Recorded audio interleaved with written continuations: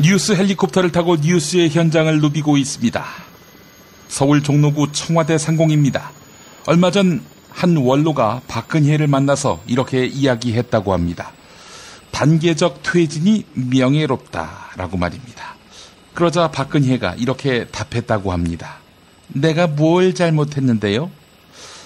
결백하다면 왜 검찰 조사를 회피합니까? 혹시 자기가 무언 죄를 지었는지 잘 몰라서 잘못한 게 없다, 이렇게 생각할 수 있겠죠. 그렇다면 더더욱 검찰 조사를 받아야 합니다. 법을 비교적 잘 아는 검사들이 쉽게 일러줄 테니까요. 네 죄를. 서울 동작구 국립현충원 상공입니다. 이명박 씨가 어떻게 이렇게 부끄러운 일이 일어날 수 있는지라며 박근혜한테 직격탄을 쏘았습니다. 보수층 사이에 샤이 박근혜 따위는 없다, 이런 일격도 날렸는데요. 국민은 시위에 나온 사람이나 나오지 않은 사람이나 똑같은 심정일 거라며 국민의 뜻을 잘 받아주었으면 좋겠다, 이렇게 말했습니다. 촛불 민심에 따라 하야하라고 주문한 것입니다. 내가 뭘 잘못했느냐는 박근혜의 유체이탈도 그렇습니다만 국민 뜻을 잘 받아달라는 이명박의 유체이탈마저 듣노라면 현기증이 날 지경입니다. 둘 다 죽으면 어떻게 국립현충원에 묻힙니까? 서울 율곡로 상공을 날고 있습니다. 이철성 경찰청장이 이번 주말 촛불 집회에 300만이 모이면 율곡로 행진을 허락할 수밖에 없다고 했습니다. 경찰이 웬일로? 라고 생각되십니까? 지지난주 서울에만 130만 명이 모였을 당시 경찰은 집회 인원을 26만으로 카운팅했습니다. 무려 5분의 1로 줄여서 발표한 것이지요. 자, 그렇다면 경찰 추산 300만이 되려면 얼마나 모여야 할까요? 300만 곱하기 5 하면 답이 나옵니다. 바로 1500만 아닙니까? 1500만이 모여야 율곡로 행진을 허락한다는 말이었습니다. 인구의 3분의 1 가까이는 모여야 길을 터주겠다니, 안 터주겠다는 이야기인 셈이지요. 한편 박근혜가 5천만이 모여도, 즉 경찰 추산 2억 5천만이 모여도 사퇴 안 한다고 하지요. 저는 광고 듣는 동안 앵커석으로 자리를 옮기겠습니다.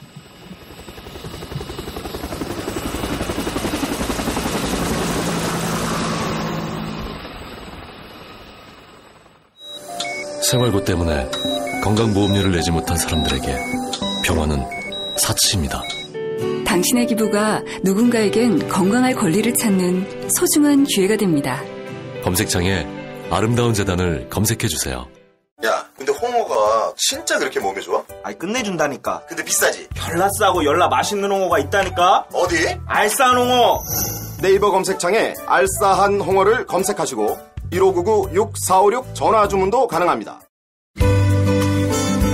노력한 만큼 내어주는 자연, 그 자연의 마음을 알기에 정성농장 홍삼. 검색창에서 정성농장 홍삼을 검색해주세요. 010-9754-6972. 다이어트를 위한 꿀팁. 동결건조 채소와 곡물, 단백질, 그리고 효소와 비타민, 미네랄로 만든 다이어트 전용 그린 스무디로 하루 한두 끼만 바꿔 드세요. 비타샵에서 만나요. 조선의 딸로서 잘하는 재백이 없는데. 남북 통일 만세! 새날이 올 때가 불리한 진술을 거부할 수 있습니다. 김무성 나와! 이런 민주주의를 알아, 이 새끼야!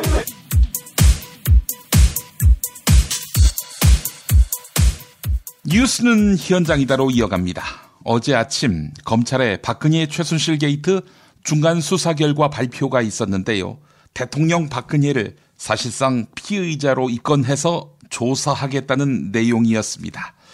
이에 야권의 대선 주자들은 국회에서 연석회의를 가졌습니다. 이 자리에서는 박근혜 최순실 게이트 전국을 수습하기 위한 각자의 비전이 제시됐는데요. 더불어민주당 김부겸 의원, 같은 당 문재인 전 대표, 박원순 서울시장, 안희정 충남도지사의 발언 차례로 들어보시겠습니다. 저는 그중에서 특히 정치권 중에서 지금 국회는 적어도 얼마 전에 대통령이 제시한 대로 적어도 국민들의 당당 위임을 받을 수 있는 그런 총리, 이른바 책임 총리, 그리고 책임 총리가 운영을 하는 그런 내각, 거국내각들이 빨리 자리를 잡아야 국민들이 그나마 이 위기 상황에서 안정된 국가의 미래를 꿈꿀 수 있지 않겠나. 그러고도 그 내각이 지금 시급한 진실규명이라든가 또 안정적인 정치 일정 관리라든가 이런 부분들이 이루어져야 될 것이다. 그렇게 생각합니다. 또 오늘 검찰 발표를 보니까 사실상 대통령에 대한 정치적 책임, 이른바 탄핵을 물을 수밖에 없는 그런 상황인 것 같습니다. 그 대통령과 총리가 이 국민의 민심을 수습할 수 있는 그럴 역량이 있으리라고 보기는 어렵습니다.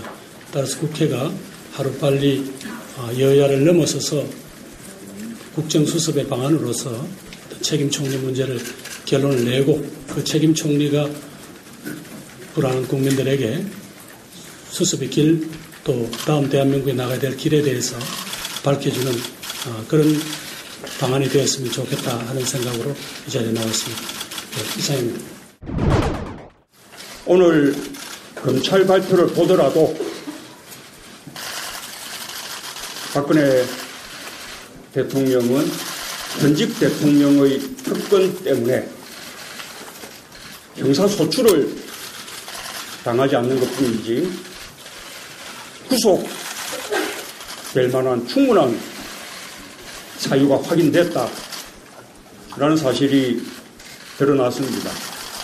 현직 대통령이 현직 검찰에 의해서 구속 사유가 충분한 범죄 사실이 확인됐다는 것 정말로 부끄러운 일입니다. 뿐만 아니라 대통령이 계속 버틸 경우 법적으로 탄핵 사유도 충분하다라는 사실도 확인됐습니다. 그런 만큼 대통령은 이제 스스로 결단해야 합니다. 스스로 결단해서 먼저 퇴진을 선언하고 이후에 질서 있게 퇴진할 수 있는 방안을 국회와 협의하기 바랍니다. 그리고 퇴진운동을 주도하고 있는 이 광장의 민심, 또 이런 국민을 대변하고 있는 또 다른 시민사회와의 연대, 이것을 저는 강조하고 싶습니다. 과거에 이런 정치가 이런 광장과 유리될 때 그 시민혁명이 실패했고 그래서 그렇게 완수되지 못한 교훈을 가슴에 새겨야 된다 이렇게 생각합니다.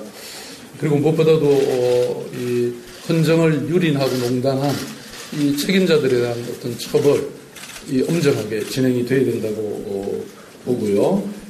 그야말로 부패한 이 사건의 최순실 게이트에 나와 있는 모든 그 책임자들을 법정에 세워서 죄값을 치르게 해야 됩니다.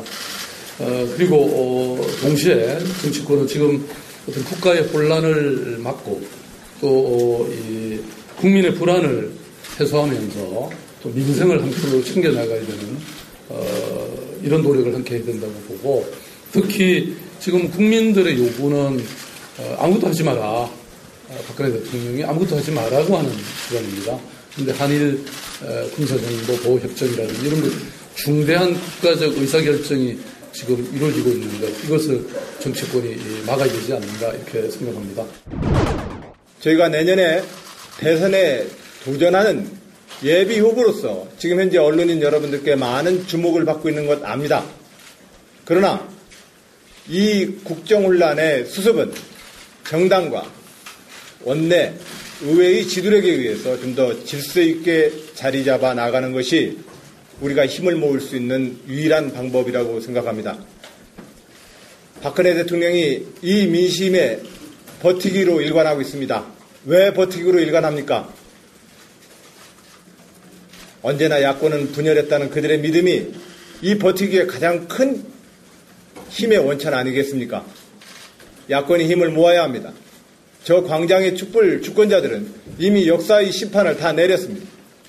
야권이 힘을 모아서 저 주권자들의 뜻을 받들기 위해서 우리는 함께 힘을 모으자, 이 말씀을 올립니다.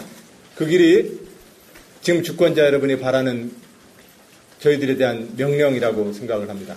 함께 힘을 모아서 국민 여러분들의 그 분노와 그리고 또한 우려를 해소하도록 그렇게 노력하겠습니다. 지난 금요일 더불어민주당 추미애 대표가 계엄령이 선포될 수 있다, 이렇게 주장해서 큰 파장이 일었지요. 더불어민주당 이재명 성남시장 역시 비슷한 제보를 많이 들었다며 가능성이 있는 이야기라고 강조했는데요.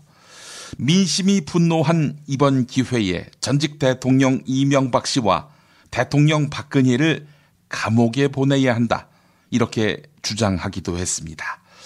TBS 라디오 김어준의 뉴스 공장에 출연한 이재명 성남시장 인터뷰 들어보시겠습니다. 근데 이제 추미애 대표가 갑자기 계엄 얘기를 했잖아요. 지난 주말에 집회 직전에. 그래서 뭐 일각에서는 아니 야권의 제1당의 대표가 어떻게 그렇게 극단적인 얘기를 하나, 이런 비판도 있는데 어떻게 보십니까? 그 뉴스 공장에서 뭐 안 되면 이재명 부르는 것처럼 그 사실 저한테도 계엄령 얘기해라. 실제 그런 움직임이 있는 것 같다. 아, 그런 제보들이 많이 있었어요? 그럼요. 근데 저보고 이걸 미리 예방적 차원에서 얘기를 하는 게 좋겠다라고 얘기를 했는데 저도 사실 고민 좀 했죠. 그런데 마침 이제 추미애 대표가 그 얘기를 하고 나니까 비난 많이 받았죠, 그죠? 네. 저는 비난 받을 가능성도 고려했지만, 야, 이런 얘기까지 해야 되나? 그 사실 고민 중에 이제 추미애 대표 그 얘기를 하신 거고, 그래서 저는 뭐 사실 뭐 고맙죠, 뭐. 그러니까 한번 짚기는 짚어야 됩니다. 이런 짓도 충분히 할 수 있는 사람. 가능했었고 실제로 했었죠. 옛날에 다 했죠. 구테타도 했었고요. 그리고 뭐 광주에서는 사람 많이 죽었지 않습니까? 그러니까요. 수백 명을 죽였고. 그리고 나서 집권해버렸어요. 그런 일이 있고 나서 처벌도 받지 않았어. 지금까지도 사실상. 저 뻔뻔하게 살아가지고 우리가 정말 한번 되짚어봐야 될 게, 이 프랑스가 세계적인 강국이잖아요. 나치에 부역했던 사람들 해방되고 난 다음에 그 만 몇천 명 정도를 다 처형했죠. 그뿐만 아니라 지금도 나치 부역자들을 90세가 다들 넘었는데 그 전 세계를 다니면서 추적해서 잡고 있습니다. 근데 그런 정도가 있어야. 독일도 그렇게 하고 있죠. 네. 그럼요. 프랑스가 세계적 강국으로 그래서 살아남는 거죠. 근데 우리나라는 나쁜 짓을 크게 많이 할수록 살아남을 가능성이 높은 사회가 돼 있어요. 대한민국이 이게 민주공화국이 아닌 거죠.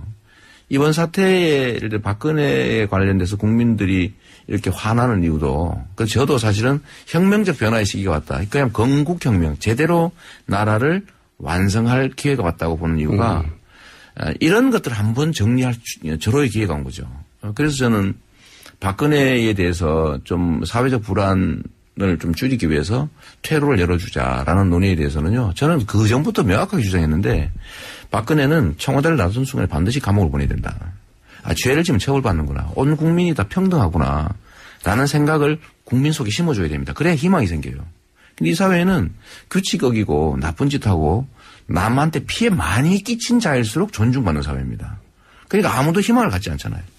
이번 기회에 이 국고 손실 엄청나게 한 이명박하고 이번에 그 조직범죄 주범 박근혜는 둘이 손잡고 감옥을 반드시 보내야 됩니다.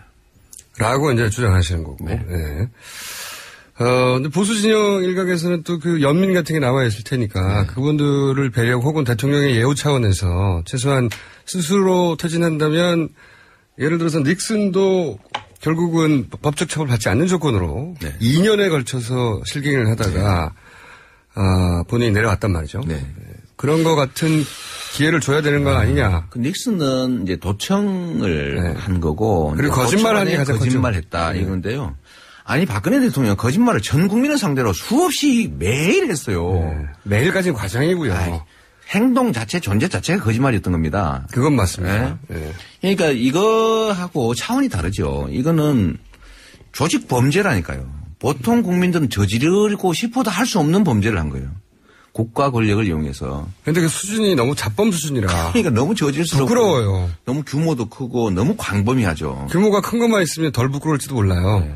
너무 작은 거. 그러니까 이 기가 막힐 일인데. 그중에 제일 제가 골 때리는 건 이겁니다. 자기가 단골로 다니던 미용사의 남편분을 아무런 것 없이 국회의원으로 만들어주려고 했다든가. 하여튼 모르셨구나. 네네. 뉴스가 뉴스를 밀어내고 있기 때문에 요즘은 너무 많아가지고. 네. 아니면 뭐 정유라의 동창 아버지를 위해서 뭘 좀 밀어주고 조그마한 회사를 밀어준 다음에 그러게요. 샤넬백을 받는다든가. 이건 제가요, 사실은 저는 어떤 사건이 벌어지면 나는 변호사 습관이 남아서 그 사건 내용을 자세히 분석하는 경향이 있거든요. 사실 이번 사태는요, 제가 포기했습니다. 어제 8개가 발표를 했는데 그 읽다가 말아버렸어요. 너무 많아서 제가 그걸 분석할 가치가 없더라고. 그냥 존재 자체나 규모나 이런 것들이 그냥 나쁜 사람들이에요. 그냥 나쁜 정도 아니라 진짜 조직범죄, 주범들이고 이게 그래서 저는 더 이상 그냥 나쁜 사람. 있을 수 없는 국가적 그냥 범죄자 집단들 이렇게 그냥 정리하고 말기로 했습니다. 뭐 파면 끝이 없어요. 과거 친이계로 불리는 새누리당 정두원 전 의원. 네, 2007년 한나라당 대선 후보 경선에서 당시 박근혜 후보 검증을 맡았는데요.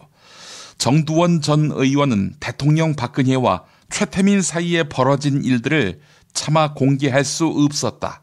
이렇게 밝혔습니다. 자, 그런데 야동을 언급했습니다. CBS 라디오 김현정의 뉴스쇼에 나온 새누리당 정두원 전 의원 인터뷰 들어보시겠습니다. 단재 신치호 선생님께서 묘청의 서경천도 실패를 조선 역사 1000년 내 일대 사건이라 그랬거든요. 예. 제가 볼 때는 그게 제2대 사건으로 밀리는 것 같아요.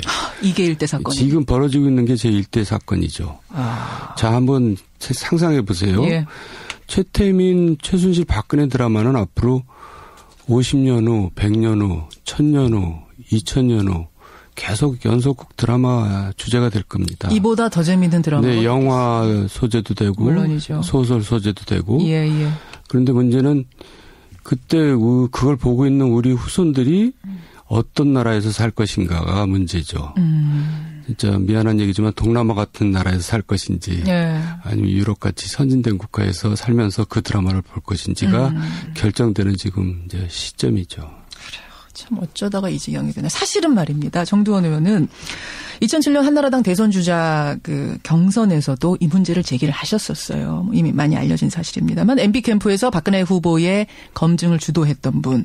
그래서 더 심경이 좀 복잡하실 것 같아요. 이 상황을 보면. 책임을 통감하죠. 왜냐하면 저는 이제 본의 아니게 검증을 책임지다 보니까 많이 알게 됐잖아요.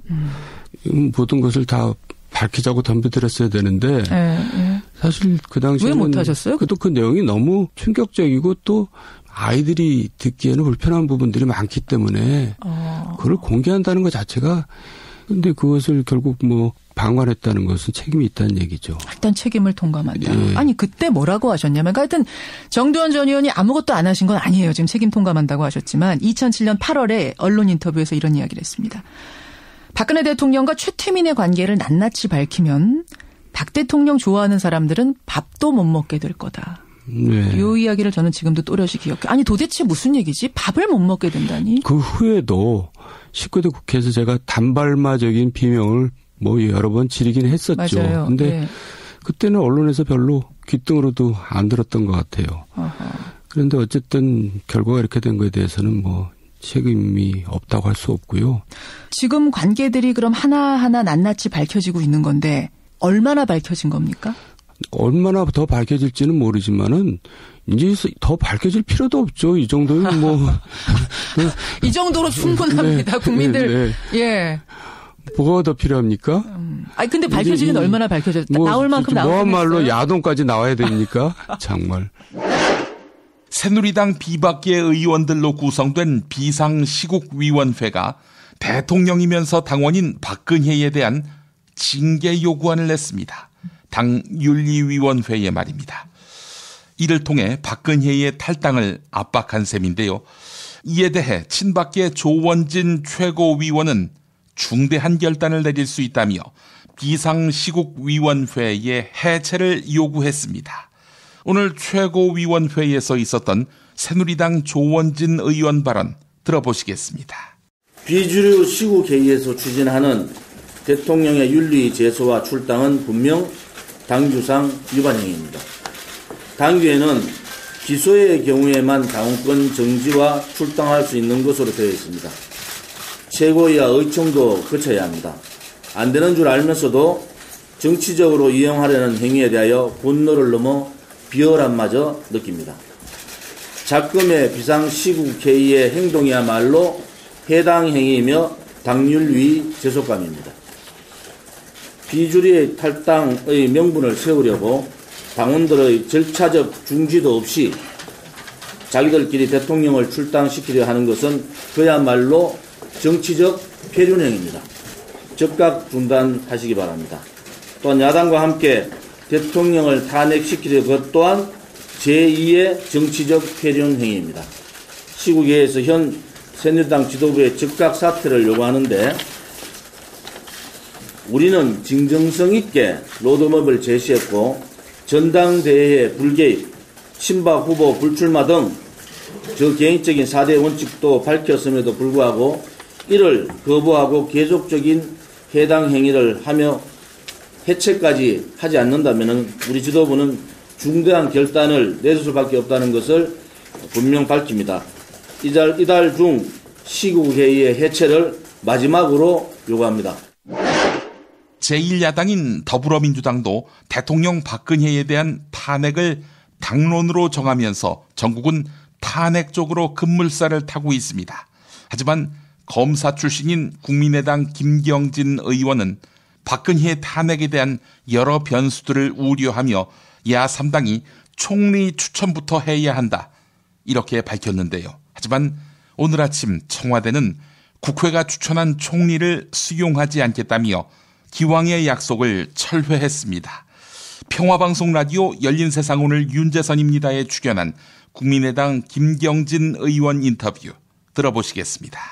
이제 공은 국회로 넘어온 것 같아요. 청와대도 차라리 탄핵 절차를 밟아달라 이런 요구를 사실상 했고요.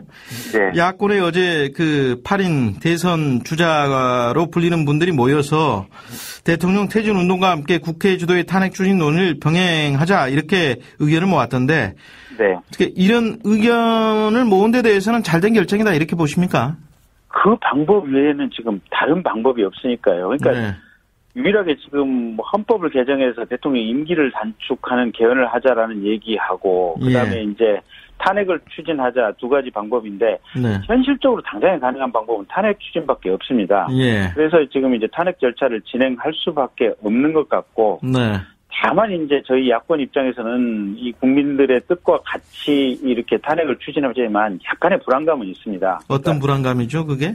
탄핵을 의결하는 과정에서 물론 새누리당 비박계 의원 한 30여 명이 이제 탄핵에 동의할 뜻을 비추긴 했지만 네. 과연 안전하게 200석을 넘어갈 수 있을 것인지라는 불안감이 하나가 있고 네. 두 번째는 이게 탄핵이 헌법재판관 9명 중에 6명 이상의 동의를 얻어야 되는데 네. 중간에 2명이 지금 임기가 만료가 되거든요. 재판 중 그러면 사실은 7명 중에 이제 6명의 찬성을 얻어야 되는데, 과연 그게 가능할 것인지, 이제 그 부분이 하나가 있고. 네. 세 번째는 탄핵 소추 재판 과정에서 현실적으로 소추 역할, 즉, 검사 역할을 하는 사람이 법사위원장입니다. 권성동 새누리당 법사위원장이죠. 근데 이 권성동 위원장이 과연 제대로 의지를 가지고 이렇게 탄핵 소추를 진행할 것인지, 이런 문제들이 현실적으로 조금 마음속에 걸리는 점은 있습니다. 그런데 탄핵 소추 발의하기까지도 시간이 걸리지 않겠습니까? 지금 말씀하신 것처럼 또 새누리당에서 최소 29명의 이탈표도 나와야 되니까요. 그런데 야권에서 좀 서둘러야 될 게 총리 추천은 좀 서둘러야 무슨 과도내가 구성이든지 뭐든지 그런 수순이 밟아 나갈 수 있는 거 아니겠어요? 지금 이 부분을 너무 미적거린 거 아닌가? 국민의 따가운 시선도 있지 않습니까, 지금? 예, 맞습니다. 전적으로 그래서 저희도 그 의견에 동의를 하고 있고요. 네. 그러니까 두 가지 우려가 있는데, 만약에 지금 현재의 상황에서 그럴 가능성은 거의 없다고 보지만 박근혜 대통령이 예상을 깨고 그냥 곧바로 하야를 해버리면 네. 황교안 국무총리 체제로 이렇게 진행이 되거든요. 대통령 권한대행 체제로 가는 거죠, 그냥 바로. 예, 그러면 황교안 권한대행 체제가 과연 국가를 위해서 바람직할 것인지 네. 그렇지 않다고 보고 있거든요. 그 문제가 하나 있고 두 번째는 어쨌든 탄핵소추와 더불어서 발빠른 이 수습책을 이 야권에서 제시를 해야만 국민들이 현재의 어떤 정국에 대해서 안정감을 가지고 좀 이렇게 지켜볼 수 있는 상황이 되는데 네. 책임 총리를 저희가 추천하지 않는다면 이 국민들의 불안감은 계속될 수밖에 없습니다. 그래서 저희 국민의당 입장은 좀 발빠르게 이게 총리를 좀 합의해서 추천하자고 하는데 네. 어쨌든 이게 야 3당 간에 그 부분이 쉽게 합의는 안 되고 있습니다. 미궁 장사랑, 요건 내가 할 말이 있어요. 똥은 싸고 다니냐? 미치도록 싸고 싶다. 빅동의 추억. 미궁 장사랑! 구렁이 똥 이뻤다. 장이 살아야 내 몸이 산다. 혈중 콜레스테롤 개선과 배변 활동에 도움을 주는 건강기능식품입니다. 빅동의 추억. 미궁 장사랑. 지금 검색창에 미궁 장사랑을 검색하세요. 이건 제가 써보니까 효과가 있는 것 같아요. 남녀노소, 좌파, 우파 모두에게 미궁 장사랑이 빅동의 추억을 찾아드립니다. 지금 검색창에 미궁 장사랑을 검색하세요. 정권교체를 함께 염원하는 직원들로 똘똘 뭉친 판촉물회사 네피알로 삼행시 갑니다. 내가 아는 사업이나 행사를 PR하기 위한 알짜배기 판촉물 회사.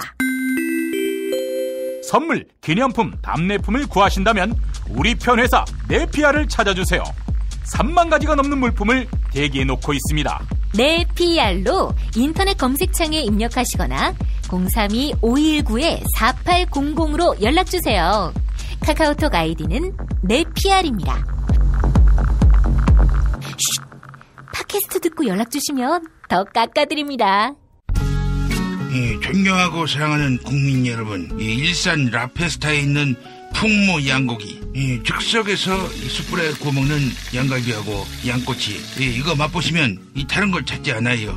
게다가 고기 연기를 몽땅 밑으로 뽑아본 게 옷에 냄새도 안 배고 이렇게 맛있고 시설 좋은 양고기집 구경 못 해봤을걸. 어이 넘버3 자네도 가봤는가? 그럼요. 무당, 승마선수, 펜싱선수, CF감독, 호빠도 너무 좋아하더라고요. 저도 빨리 하야하고 홀가분하게 먹으러 가야겠어요. 말하자면 031-902-9292. 내 아이에게 물려주고 싶은 건 돈만이 아닙니다. 건강한 몸, 건강한 피부, 건강한 화장품을 물려주고 싶습니다.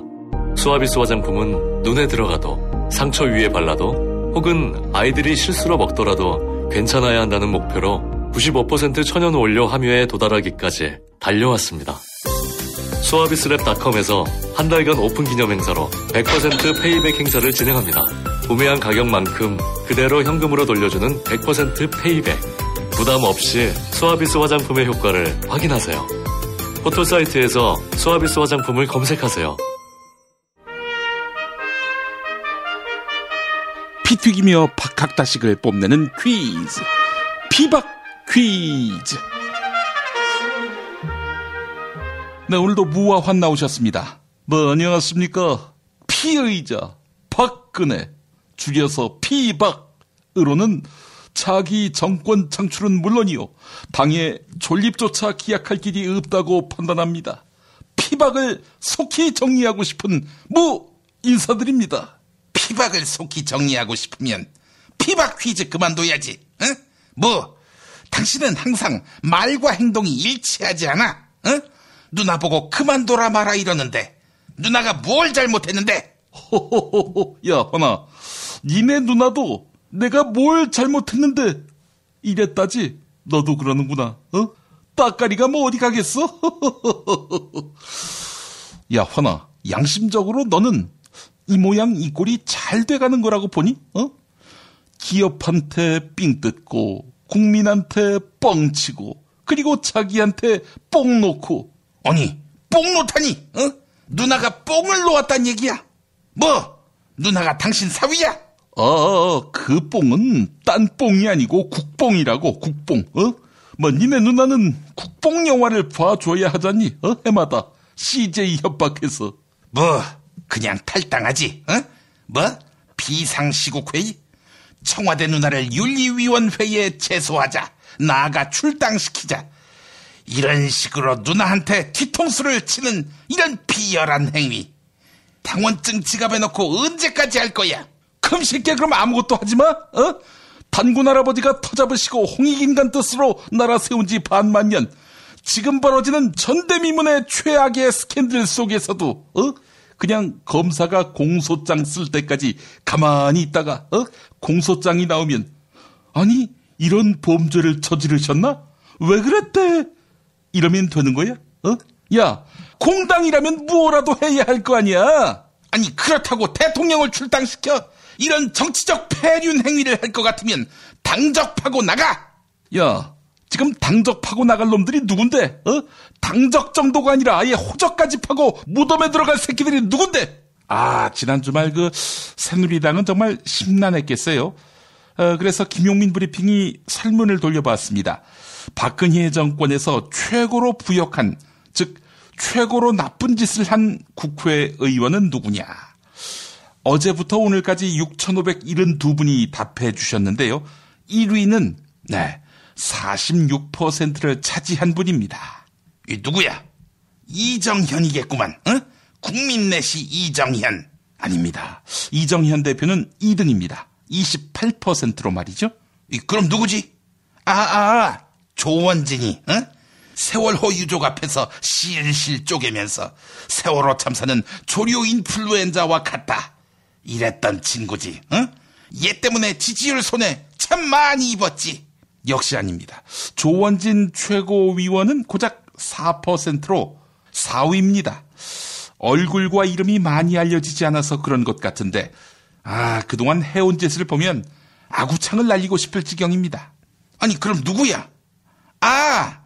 지난 주말 춘천 시내에서 30만 춘천 시민의 10분의 1을 끌어모은 친박 돌격대 진태 김진태겠구만. 김진태 의원은 3위입니다. 22%. 아니 그럼 누구야? 46%로 1등인 그자가 누구야? 허나 누구긴 누구겠니? 너지 이 새끼야. 그렇습니다. 우리 환님이 드디어 국회 넘버원이 되셨습니다. 축하드립니다. 아니 내가 왜 넘버원이야? 내가 뭐 공직을 맡았어? 당직을 맡았어? 왜 날 갖고 그래? 야, 최순실이가 직함이 있어서 수백억을 인마이 포켓했냐? 아이고 우리 환희 정권 바뀌기 전에 감옥살이 연습 좀 해야겠구나. 환아, 정봉주가 그러더라. 옷장에 들어가서 한 일주일 혼자 자는 훈련 좀 해야 한다고. 닥치라고. 내가 잘못한 게 뭐가 있는데? 야, 누나하고 하이파이브 한번 해야겠다. 내가 잘못한 게 뭐가 있는데 한자도 틀림이 없어요. 허나 어찌 알 수 있겠니? 폐족이 된 친노도 부활했는데 친박 너희도 부활할지 말이야. 물론 그럴 일은 없겠지만 나는 누나와 공적인 업무로만 만났어. 사심이 없이 일했다고. 그렇지. 사심이 갖고 일하면 거기는 횟집이지. 그러고 보니 말이야. 정윤회 문건 파문 때 쫓겨난 조웅천이가 왜 횟집을 열었는지 알겠다. 횟집 이름을 정윤횟집 또는 십상스시로 하려고 했다고 하지. 조웅천이 걔는 너와 달리 사시미가 많겠다. 말장난 그만해. 거의 씨발 새끼들 월요일부터 지랄이야 이 새끼들. 아이고 이님 오랜만에 나오셨어요. 반가운 척하지 마 이 똥보 새끼야. 그 어른을 갖고 놀릴 적에는 네 얼굴에 다 쓰여 있어. 네가 잘 되나 보자 이런 글씨 말이야 이 새끼야. 그나저나 총리는 물 건너 간 거지요? 그 씹새끼. 야 쌤통이야? 이 나라의 국군이 다 했다고 봐요. 이 불쌍한 국민들 나의 내치를 받아야 할 텐데 참으로 가련하다고 봐요. 가만히 있자. 여기 그 진상들이 다 모여 있구만. 여기는 과거의 친박 좌장, 또 저기는 오늘의 친박 좌장, 친박 짜장, 짜장 곱빼기들이 다 모였다고 봐요. 야, 근데 너희들은 왜 오토바이 하이브 안 쓰냐? 오토바이 하이브요? 그걸 왜 써요? 오토바이도 안 타는데. 그 상태로 길거리를 걷다 보면은 돌 맞을 거 아니야. 무당 정권의 창출 공신 저기 지나간다. 저 씨발 새끼들 가만두지 말자 이러면서 말이지. 영감님, 왜 시작부터 시비를 거세요? 야, 그건 넌 언제 죽냐? 아니, 제가 왜 죽어요? 야, 이 씨발 그 이기붕도 죽었는데 너도 죽어야지, 이 새끼야. 그 네가 박근혜 만들기 주역 아니야. 저는 국민에게 사과했습니다. 저의 불찰로 태어나서는 안 될 정권이 태어났다 이렇게 토로했고 그래서 지금 탄핵에 앞장서고 있는 거 아니겠습니까? 이 씨발 새끼, 야, 국민한테 그 병 주고 약 주냐? 너 이 새끼야 그 사과하고 정계 은퇴를 해야지 어떻게 수습까지 하려고 해? 양심이 있음 새끼야 지금 거리를 나대고 다닐 수 있어? 영감님, 말씀이 좀 심하시네요. 뭐가 심해? 야, 그거 너 최순실 몰랐어? 알았지 이 새끼야? 하이 씨발, 야, 니네 누나가 주변 사람들에게 휘둘리는 칠푼이인 줄 뻔히 알면서도 방조했잖아 이 새끼들아. 그러면서도 국민들한테 그 표를 달라고 했고, 최소 무지, 최대 무책임한 것들이 아직도 정치 현답시고 설치고 다니고. 야, 여의도 국회가 니네 놀이터냐? 인님이 어떻게 그런 말씀을 하실 수 있습니까? 야, 이 새끼야, 내가 왜 그런 말 하면 안 돼? 인님도 박근혜 대통령 만들기 주역 아닙니까? 내가? 언제? 이 새끼 봐라. 누구한테 책임을 덮어 씌워 이 새끼야. 들어보세요. 2012년 육성입니다. 대통령의 주변에 여러 가지 이 주변이 복잡하면은 그 주변 사람들이 여러 가지 사고를 많이 일으켜가지고서 또 대통령이 운신의 복도 줄어들고 또 국민들에게 지탄을 받는 그런 꼴이 되는 겁니다. 그러니까 형님이다, 아우다, 무슨 처가다, 뭐다, 이게 다 대통령이 되면은 자기도 다 대통령 되는 양, 이런 식으로다가 움직였기 때문에 또 실패를 한 거예요. 그 다음에 이제 세 번째가 굉장히 중요한 요인인데, 이 사회를 좀 그래도 화합을 하고 조화를 일으켜가지고서 나라를 끌고 가야 되는데, 특정 이익 집단에 엉켜 있거나 또 특정 소위 경제 세력에 얽매인 사람은 거기를 탈피를 못하기 때문에 결국은 해야 할 일을 제대로 수행을 못합니다. 이래서 이 세 가지를 좀 극복할 수 있는 사람이 다음은 대통령이 돼서 한번 질서를 잡아야지, 그래야지 나라가 앞으로 정상적으로 발전할 수 있겠다 이렇게 생각하는데, 보니까 우리 박근혜 후보가 그 점에서 딱 맞는 사람이 아닌가 이렇게 생각합니다. 그분이 혼자 사는 분이기 때문에 물론 특별한 탐욕을 가질 이유가 하나도 없어요. 그 다음에 이 두 번째로 말씀드렸던 이 주변이 비교적 간단합니다. 주변이 간단하기 때문에 사고를 칠 수 있는 그런 여지가 별로 없는 분이에요. 그 다음에 이제 세 번째로 이분이 어떤 특정 기업이나 기업으로부터도 자유스럽고, 그 다음에 우리나라 흔히 얘기하는 언론으로부터도 제일 자유스러운 사람이에요. 그래서 이분이 대통령이 되면은 참 나라가 조금은 좀 정상적으로 가겠다 이런 생각이 들어서 사실은 제가 박근혜 후보를 대통령을 만들어 한번 봐야 되겠다 하는 생각을 갖고 5년 전서부터 그동안 제가 쭉 대화를 갖다 나눠왔습니다. 지금 목소리 누구 목소리야?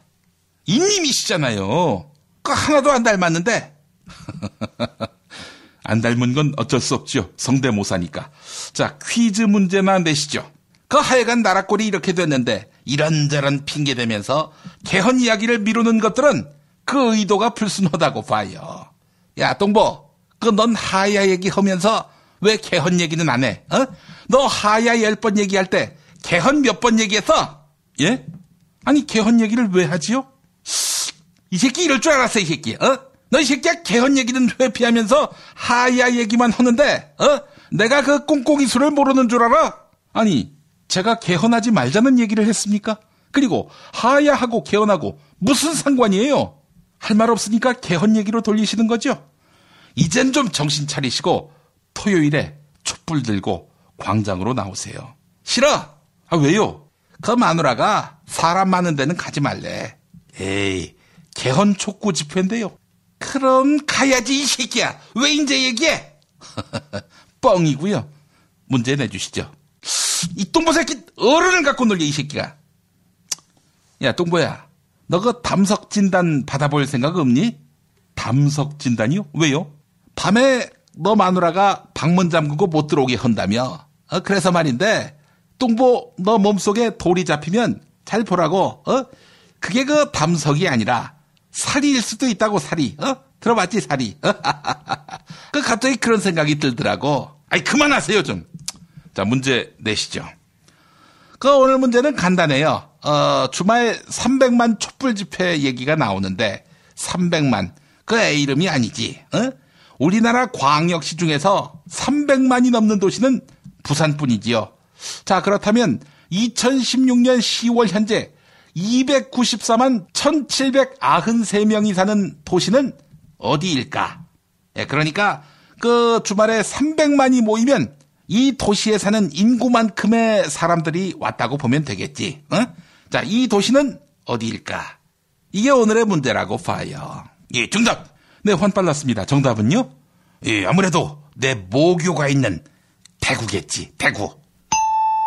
틀렸습니다. 대구는 248만 5,484명입니다. 오늘의 정답 도시 다음으로 인구가 많은 곳이 바로 대구지요. 정답 바로가 정답은 뒤에 천이 들어가지, 천. 그렇습니다. 네 천자 해서 땡천시. 이게 정답이지요. 자, 땡천시의 땡은 무엇일까요? 대통령이 좋아하는 정치인의 지역구가 아무래도 이 도시다 보니까 인구가 그 정도 되지 않을까 싶다. 정답은 춘천시. 아니, 춘천에 290만이 넘게 살 리가 있겠습니까? 춘천은 현재 27만 9,654명입니다. 자, 정답인 이 도시의 딱 10분의 1 정도가 춘천 인구인데요. 자, 오늘 정답은 애청자 여러분의 몫입니다. 국제공항도 있고 아시안게임도 열렸고 부채는 엄청나고 이 광역시 이름 맞춰주시기 바랍니다. 세상에서 가장 맛있는 김치 이담채 김치, 화학 첨가물, 유전자 변형 곡물 안 쓰는 별을 따다 구운 과자 드리겠습니다. 피바 퀴즈 마칩니다.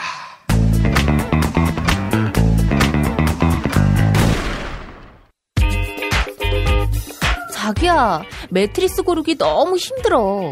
어디 한 번에 쫙 볼 수 있는 곳 없을까? 대한민국 최초 매트리스 멀티샵 매트리스엠 몰라? 후진 브랜드만 있는 거 아니야? 비본, 배드이너박스, 실리, 템퍼, 시몬스 전 세계 최고 브랜드 정품만 취급해. 친환경 제품이겠지? 당연하지. 직구 사이트 뒤지느라 고생하지 말고 매트리스엠에서 한 번에. 업계 최초 10년 품질 보증을 실시하는 자신감 매트리스엠. 매트리스 살 때는 꼭 매트리스엠으로 오세요. 검색창에 매트리스엠. 카카, 큰일 났습니다. 뭐가 또 큰일 났어요? 주진우가 아리랑 치기배를 만나서 전치 18주의 중상을 입었답니까? 그게 아닙니다. 주진우가 함세홍 신부와 함께 카카와 카카 아버지 시대를 탈탈 털어서 낸 책이 날개 돋친 듯 팔리고 있습니다. 무슨 책인데? 악마 기자와 정의 사제. 악마 기자 주진우, 정의 사제 함세웅의 속 시원한 한국 현대사 콘서트. 악마 기자 정의 사제. 왜 때리십니까? 빨리 다 사드려. 더 이상 그 책 못 읽게. 시사인북에서 나왔습니다. 김재준, 문익환, 안병무, 서남동 등 한국 현대사의 암흑기, 민족과 역사 앞에 비치됐던 시대의 지성이 움튼 학교, 한신대학교 신학대학원. 한신대학교 신학대학원 장학기금 마련을 위한 음악회가 11월 29일 화요일 저녁 7시 반 서울 수유동 한신대학교 신학대학원 예배당에서 있습니다. 소프라노 박미애, 메조소프라노 추이명, 테너 박현준, 바리톤 류연승 등 유명 성악가와 함께합니다. 입장권은 전석 5만 원이며 02-2125-0111로 문의하시기 바랍니다.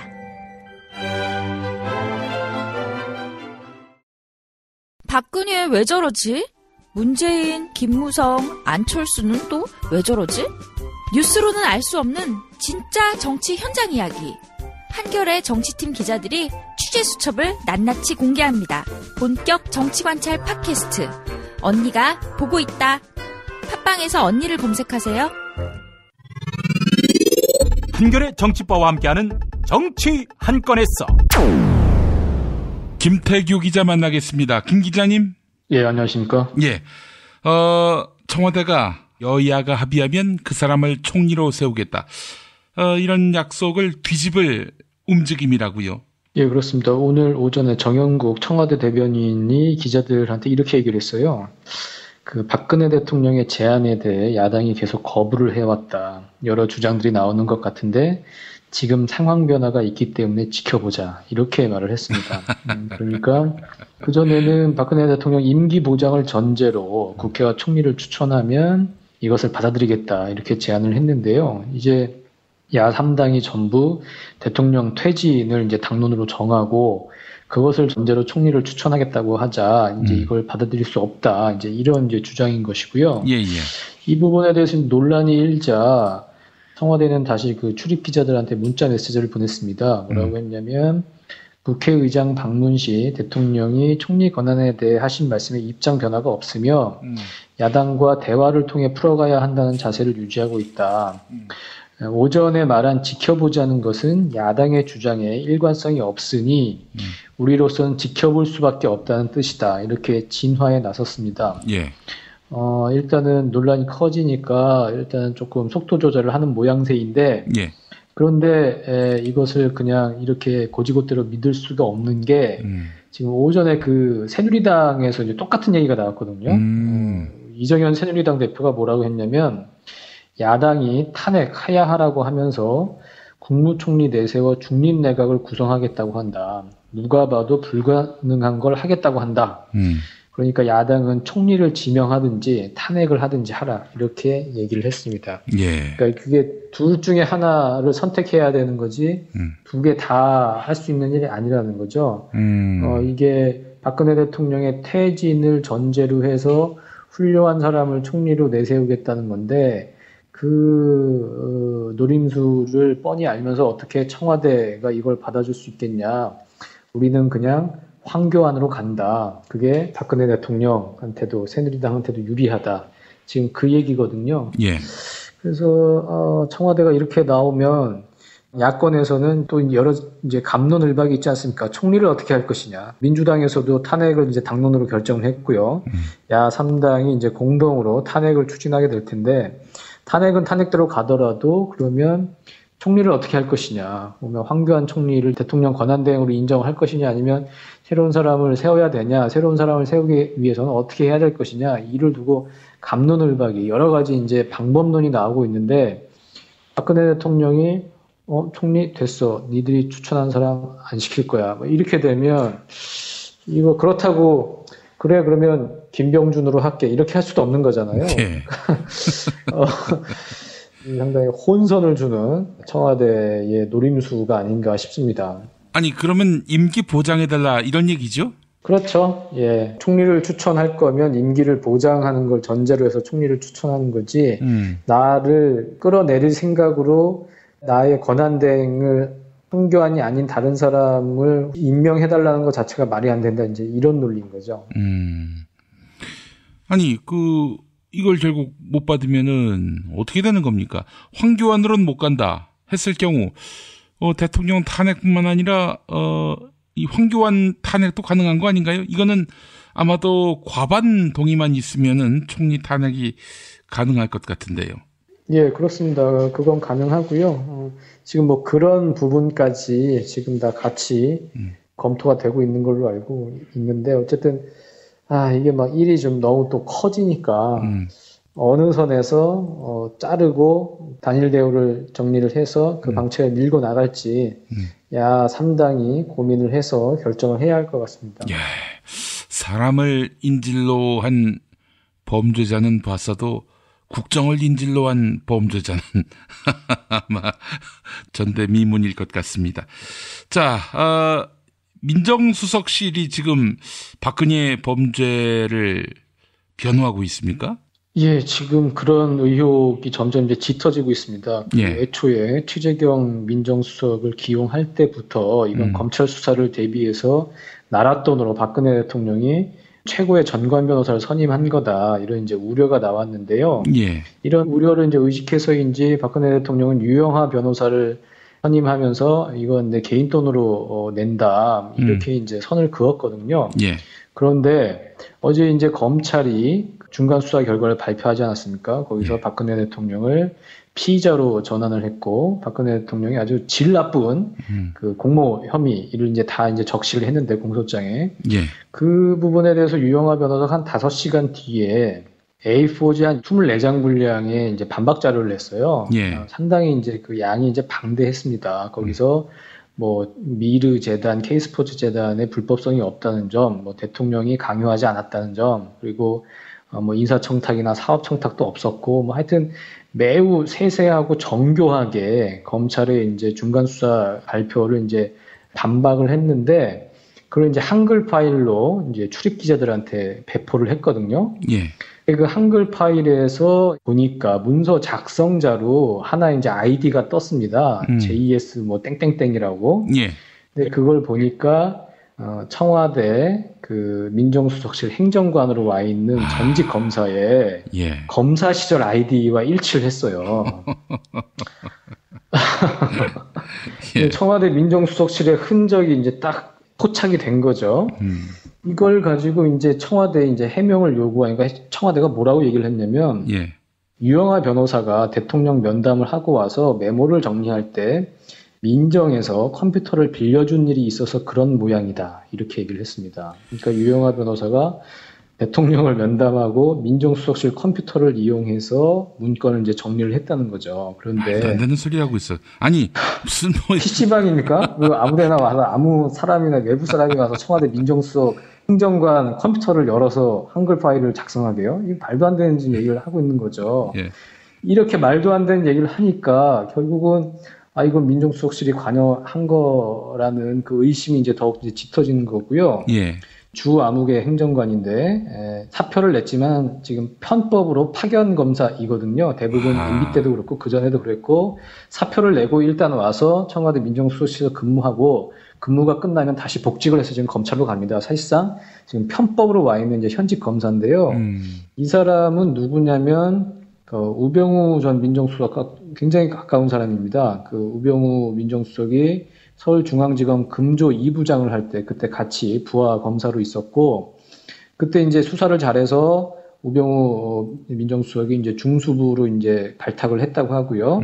이명박 정권 말기에는 최재경 중수부장과 함께 중수부 검사로 이제 함께 일을 하기도 했고, 그러니까 우병우 전 수석도 잘 알고 최재경 수석도 매우 잘하는 사람이죠. 자, 이 민정수석에서 이 대통령의 변론에 관여를 했다. 이거는 실정법 위반입니다. 왜냐하면 대통령 비서실의 업무는 대통령의 직무를 보좌하는 것으로 명시되어 있습니다. 근데 박근혜 대통령의 지금 이건 개인 비리 아닙니까? 비리를 변론하는 것은 대통령의 직무가 아니거든요. 예. 이것은 사실은 가웬일로 민정수석실의 행정관이 나라의 봉급을 받으면서 대통령 개인의 형사소송 업무를 지금 대신 봐준 거예요. 만약에 이 변론을 해준 거라면. 이거는 뭐가 문제냐? 이건 사실상의 직권남용이라는 거죠.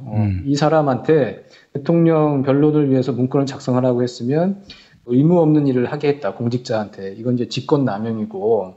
그래서 검사장 출신 변호사한테 물어봤습니다. 박근혜 대통령이 직권남용 아니냐? 이렇게 물어보니까 그 검사장 출신 변호사는 뭐냐면, 대통령이 일개 행정관한테 나 이런 문건 좀 작성해줘 라고 얘기를 할 수 있겠냐, 얘기를 하는 게 말이 안 되지 않냐.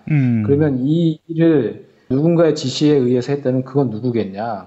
최재경 민정수석일 가능성이 크다. 지금 그렇게 얘기를 하고 있고, 실제로 지금 나라 돈으로 선임한 전관 변호사 최재경 뭐 이런 의혹이 이제 조금 더 이제 짙어지고 있는 거고요.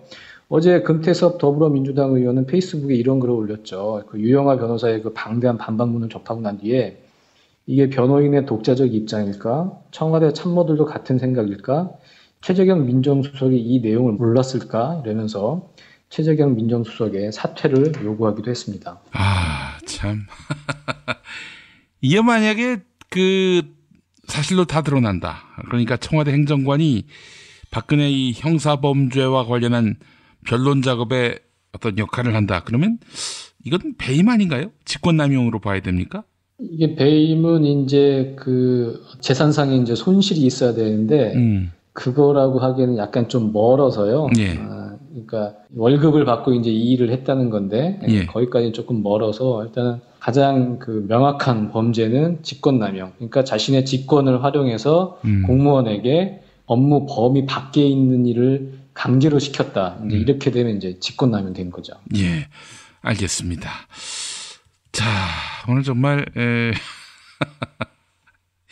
이 소식을 어떻게 전해드려야 할지 정말 참 실소를 금할 길이 없습니다. 이명박 씨가 그 여러분과 같이 참담한 심정이다 이런 말을 했어요. 저는 이게 진심일 거라고 생각을 합니다. 이명박 전 대통령 오늘 그 현충원의 이제 모습을 드러냈습니다. 예. 서거 1주기를 앞둔 고 김영삼 전 대통령 묘소 참배 후에 기자들과 만나서 우리 국민이 아마 시위에 나온 사람이나 나오지 않은 국민이나 똑같은 심정일 거다. 여러분과 같은 심정인데 정말 참담한 심정이다. 어떻게 이렇게 부끄럽고 부끄러운 일이 일어날 수 있는지라고 탄식을 했다고 합니다. 이 나라의 국민으로서 이런 탄식을 할 수 있다고 보고요. 그리고 이명박 전 대통령도 나라를 말아드셨지만 이렇게 국민들이 부끄러워할 정도로의 어떤 비리를 저질렀다거나 뭐 그런 수준 아니었기 때문에 뭐 50보 100보이고 겨 묻은 개가 이제 똥 묻은 개를 이제 나무라는 것일 수도 있는데 저는 뭐 충분히 한 나라의 국민으로서 대한민국의 국민으로서 이제 이런 말을 할 수 있다고 봅니다. 그러면서 지금 이 전국의 해법에 대해서 이제 기자들이 물어보니까 이 나라는 선진국 문턱까지 와 있고 민주주의 국가이기 때문에 가슴이 답답하지만 헌법적인 절차가 중요하지 않나 생각한다.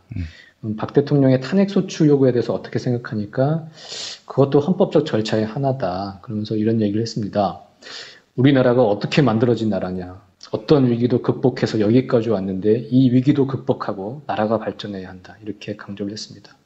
맞습니다. 우리가 이명박 대통령이 통치하는 5년 나라 망하는 그 위기도 극복한 거 아닙니까? 그 말에 따르면 이명박 그 5년도 버텼으니까 지금 박근혜 대통령 시절도 버텨야 한다. 저는 그렇게 해석하고 싶습니다.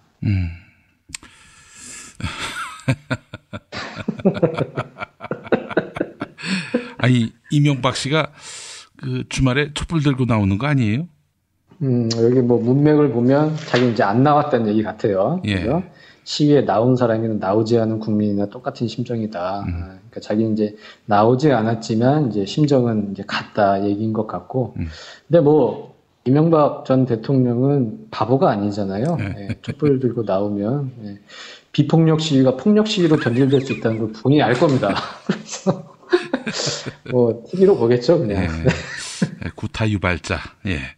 알겠습니다. 자, MB 소식까지 살펴봤습니다. 김태규 기자님 말씀 잘 들었습니다. 예, 감사합니다. 정말 맛있다. 이 말 한마디면 모든 게 설명됩니다. 30년 전통 자연의 이로움을 담은 김치 이담채 김치 1544-4586 1544-4586 술자리 많은 요즘 3차까지 달린 당신을 위한 필수품 전창걸의 새싹 땅콩차. 이제 속쓰림은 잊으세요. 070-8635-1288 070-8635-1288 참치의 맛은 좋은 참치가 좌우합니다. 구이동 대양 참치가 그렇습니다. 무한 리필에 더한 무한 감동 직접 경험해보세요. 구이동 대양 참치 02-455-8087 3D 실물 피규어 그리고 수공예품을 제작해드리는 전문 쇼핑몰 메이드 바이어스. 사진만 보내주세요. 나만의 피규어를 제작해드립니다. madebias.co.kr을 입력하세요.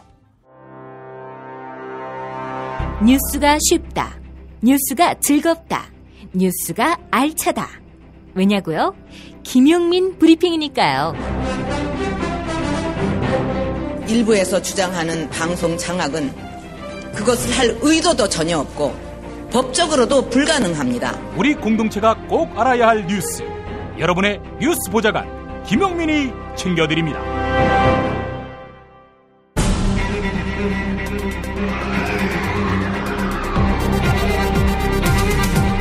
쏙 정치 논평. 민주노총 대변인을 지낸 정호희 문자당 대표 만나겠습니다. 정 대표님. 네, 안녕하세요. 예. 정 대표님, 이제 일주일여 남았습니다. 그렇습니다. 예. 기억하시는군요. 쌩까는가 했는데, 예. 11월 말로 하야한다 공언하셨습니다. 저희 출연자들 분들께 다 한 분 한 분 내기를 걸고 있는데, 우리 정호희 대표님은 11월 말로 하야한다. 그리고 이제 김수민 전 구미시 의원은 12월 19일까지 하야한다. 저는 12월 30일이라고 했습니다. 저는 뭐 여전히 확신합니다. 11월 30일까지 반드시 권좌에서 내려온다. 그런 예측을 지금도 견지하시는 이유가 있습니까? 뭐 본격적으로 좀 이따 말씀드릴 텐데, 예. 지금 뭐 4주 정도 됐잖아요, 그죠? 예, 본격적으로 이 촛불이 촉발된 것 한 달이째 안 된 상태에서 예. 이 정도의 변화가 있다는 것은 못 버팁니다. 확실합니다. 예. 그렇군요. 아니, 지금 사실 정상적인 사고방식을 하는 사람들이라면은 내려왔어도 진작에 내려왔을 텐데, 이 상대가 그런 사람이 아니라는 점이 또 변수 아닙니까? 다 그게 맞는 전략과 전술과 이런 걸 구사해야 되지 않겠습니까? 아, 그렇군요. 그런 변수까지도 다 감안해도 11월 말로 정리된다. 그렇습니다. 예, 알겠습니다. 삼겹살입니다. 아니요, 곰탕은 걸었고요. 예, 곰탕 걸었나요? 곰탕은 연지연 곰탕으로. 알겠습니다. 예. 자, 그러면은 일단 정호희 대표님 망신당하는지 아니면 국민무당으로 이제 거듭나시는지 한번 지켜보도록 하겠고요. 자, 오늘 지난 주말에 정 대표님 광화문에 안 뵈셨어요? 예, 저는 춘천 갔었어요. 오. 이게 이제 몇 가지 이유가 있는데, 예. 김진태 의원이 뭐 촛불은 바람 불면 꺼진다, 뭐 예. 이런 황당한 얘기를 해서 뭐 그런가 보다 했는데, 네. 박사모에서 또 갑자기 또 김진태를 무슨 차기 대통령 후보로 어쩌고저쩌고. 제발 그랬으면 좋겠습니다. 제발. 그런 얘기가 나와가지고, 예. 진짜 춘천을 가봤어요. 예. 갔더니, 뭐 진짜 너무너무 감동적인 장면들이 많아서 예. 꼭 좀 소개를 해드릴까 해요. 제 고향도 춘천입니다. 그러시군요. 뭐 존경합니다. 춘천 시민 여러분. 너무 충격을 받아가지고 사실은 지난 총선 때 어떻게 이자가 또 되나 그랬는데, 그것 때문에 아마 춘천에 있는 민주 시민들이 아주 굉장히 멘붕이 오셨을 거예요. 네. 춘천이 소도시잖아요. 30만 정도 되는데, 예. 주최 측 추산 7,000명이 모였어요. 와. 그리고 그 행진을 해서 김진태 사무실 앞에까지 갔는데, 예.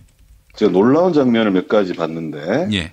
하나는 하필 그 집회하는 장소 그 바로 옆에 다이소가 있더라고요. 예. 바람 불면 꺼진다니까 예. 시민들이 다이소에 줄을 서가지고 예. LED 촛불 사느라고. 근데 품절됐다더라고. 순식간에 품절. 그래가지고 이제 일부에서는 이 김진태 씨가 이 다이소 쪽하고 무슨 흑막이 있는 거 아니냐. LED 촛불 팔려고. 어쨌든 두 번째는 행진을 하는데 예. 그렇게 번화가가 아니고 이제 주택가 주로 이제 아파트촌을 이렇게 지나가는데 예. 굉장히 넓어요. 뭐 한 16차선 이렇게 되는데 양쪽 아파트에서 주민들이 일제히 창문을 열고 예. 쪽팔려서 못 살겠다. 김진태는 물러가라. 예. 행진에 참여한 분들도 참여한 분들이지만 예. 아파트 주민들도 그렇게 같이 함께 외치더라 이런 것이고요. 예. 마지막 결정적인 장면을 저는 뭐 눈물이 월칵 나던데. 예. 그 김진태 씨가 국회에서 그 청소년 연대 그 사진을 꺼내서 이 종북 좌파다 배후를 수사하라 뭐 이런 얘기를 아이고 했는데 정말 참 예. 그렇게 딱 사진에 찍히고 그 사진에 딱 지목된 여학생이 발언자로 나왔어요. 그날 김진태 의원 사무실에서. 예. 그러면서 이제 자기가 중3이라고 그러더라고요. 네. 그러면서 자기가 김진태 씨가 자기를 딱 지목해서 종북이라고 그랬다. 예. 아니, 이 어린 중학생을 종북으로 모는 게 정치면은 자기는 발가락으로 정치를 당신보다는 잘할 겁니다. 이 얘기를 김진태 의원 사무실 앞에서 아주 당당하게 얘기를 하더라고요. 그래서 이건 뭐 대단하다. 예. 그리고 저는 이제 그 19일 광화문에 뭐 60만 혹은 100만까지 얘기를 하는, 그런데 그거보다 더 중요한 것이 각 지역 뭐 100군데라고 얘기를 하더라고요. 전국 각지에서 펼쳐진 또 붙여진 촛불이 사실은 정치적 의미로나 인구 비례로 보나 엄청나게 더 큰 의미가 있다. 예. 이런 생각이 들고 춘천에 굉장히 잘 갔다 이런 말씀을 드리면서 LED 촛불 얘기하니까 저도 이제 비즈니스 얘기 잠깐 하면 광화문이나 이런 데 집회에 가보신 분들 아시겠습니다만 10만 단위가 넘어가면 중앙 무대가 아예 안 보이잖아요.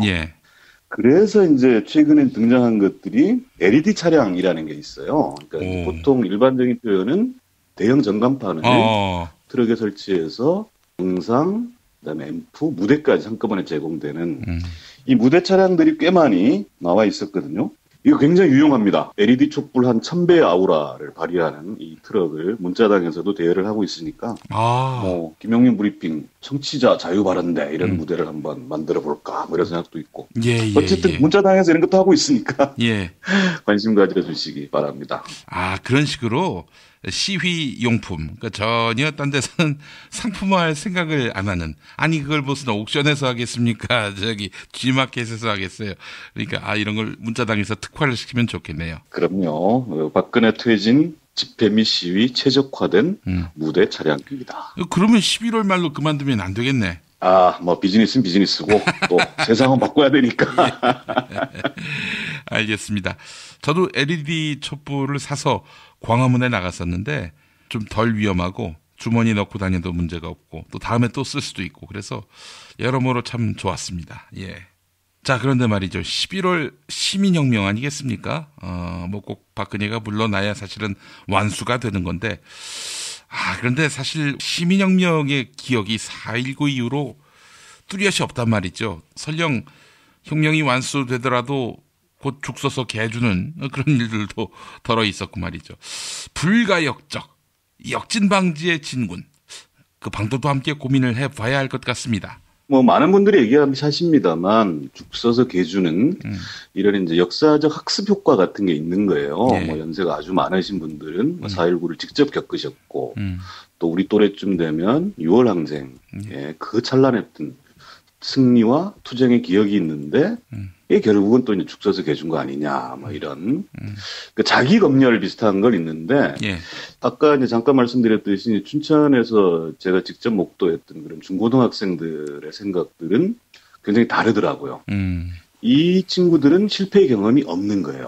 그렇죠. 그러다 보니까 진짜 이게 무슨 뭐 어린 학생들이 치기로서가 아니라 주인으로서 이 역사 무대에 등장하고 있구나 이런 말씀을 좀 드리고 싶고, 참 악몽 같은 신화가 이제 그 시지푸스의 바위라는 게 있잖아요. 평생을 꼭대기 올려놓은 바위가 다시 굴러떨어지고 이제 이런 생각들, 우리 또래들이 그런 것 같아요.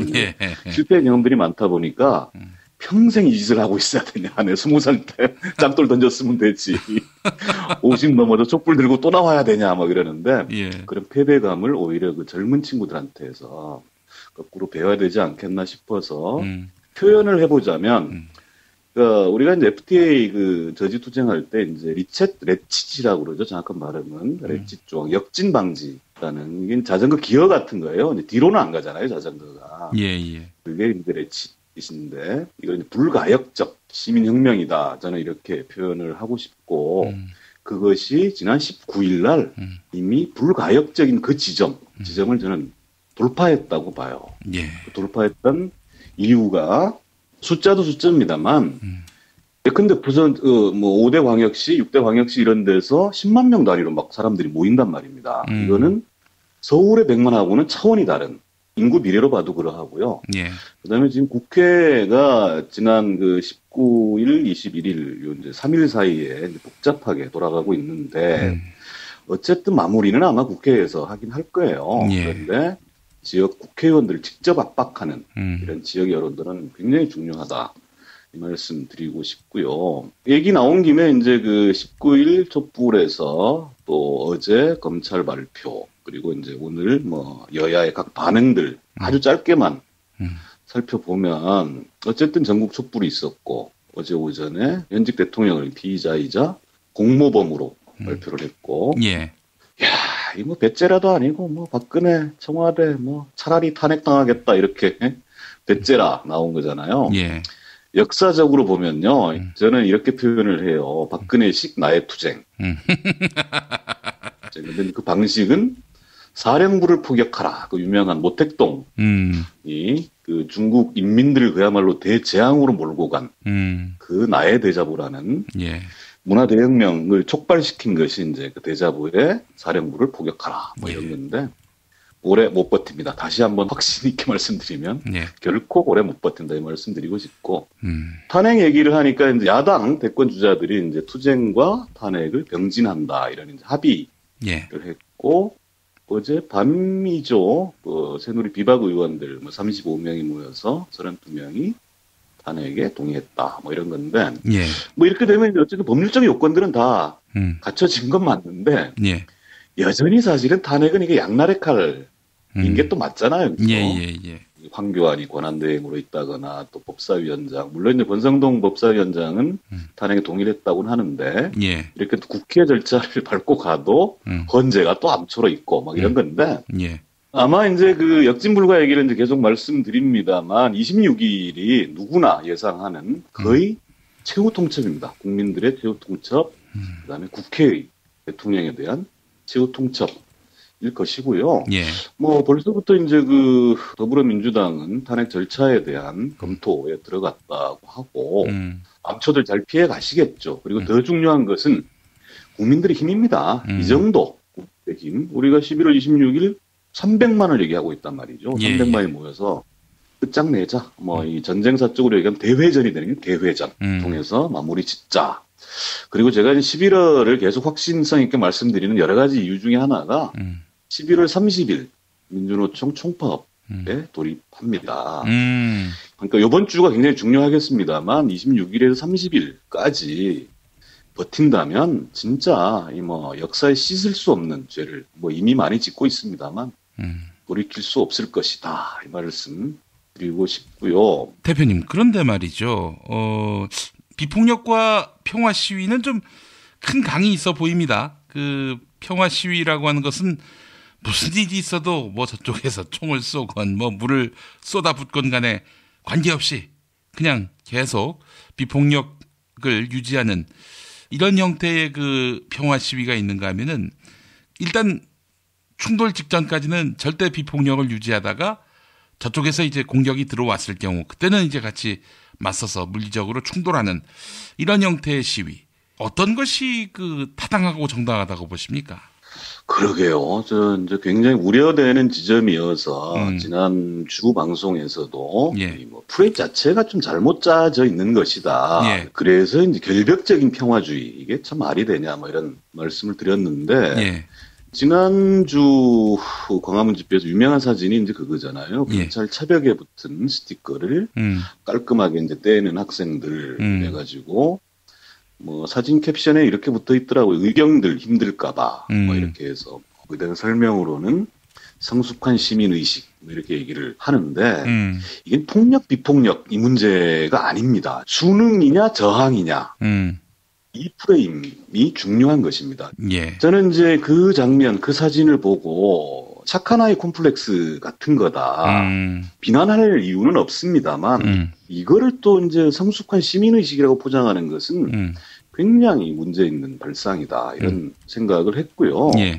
이런 이제 그 결벽증적인 평화 프레임은요, 지금 도도하게 흐르는 시민혁명에 엄청나게 큰 교란 요소가 되는 겁니다. 거대한 국가폭력 앞에 시민 저항을 해야 할 판에 그야말로 평화로운 시기에 시민의식을 강조하는 이것은 굉장히 형용모순이기도 하고요.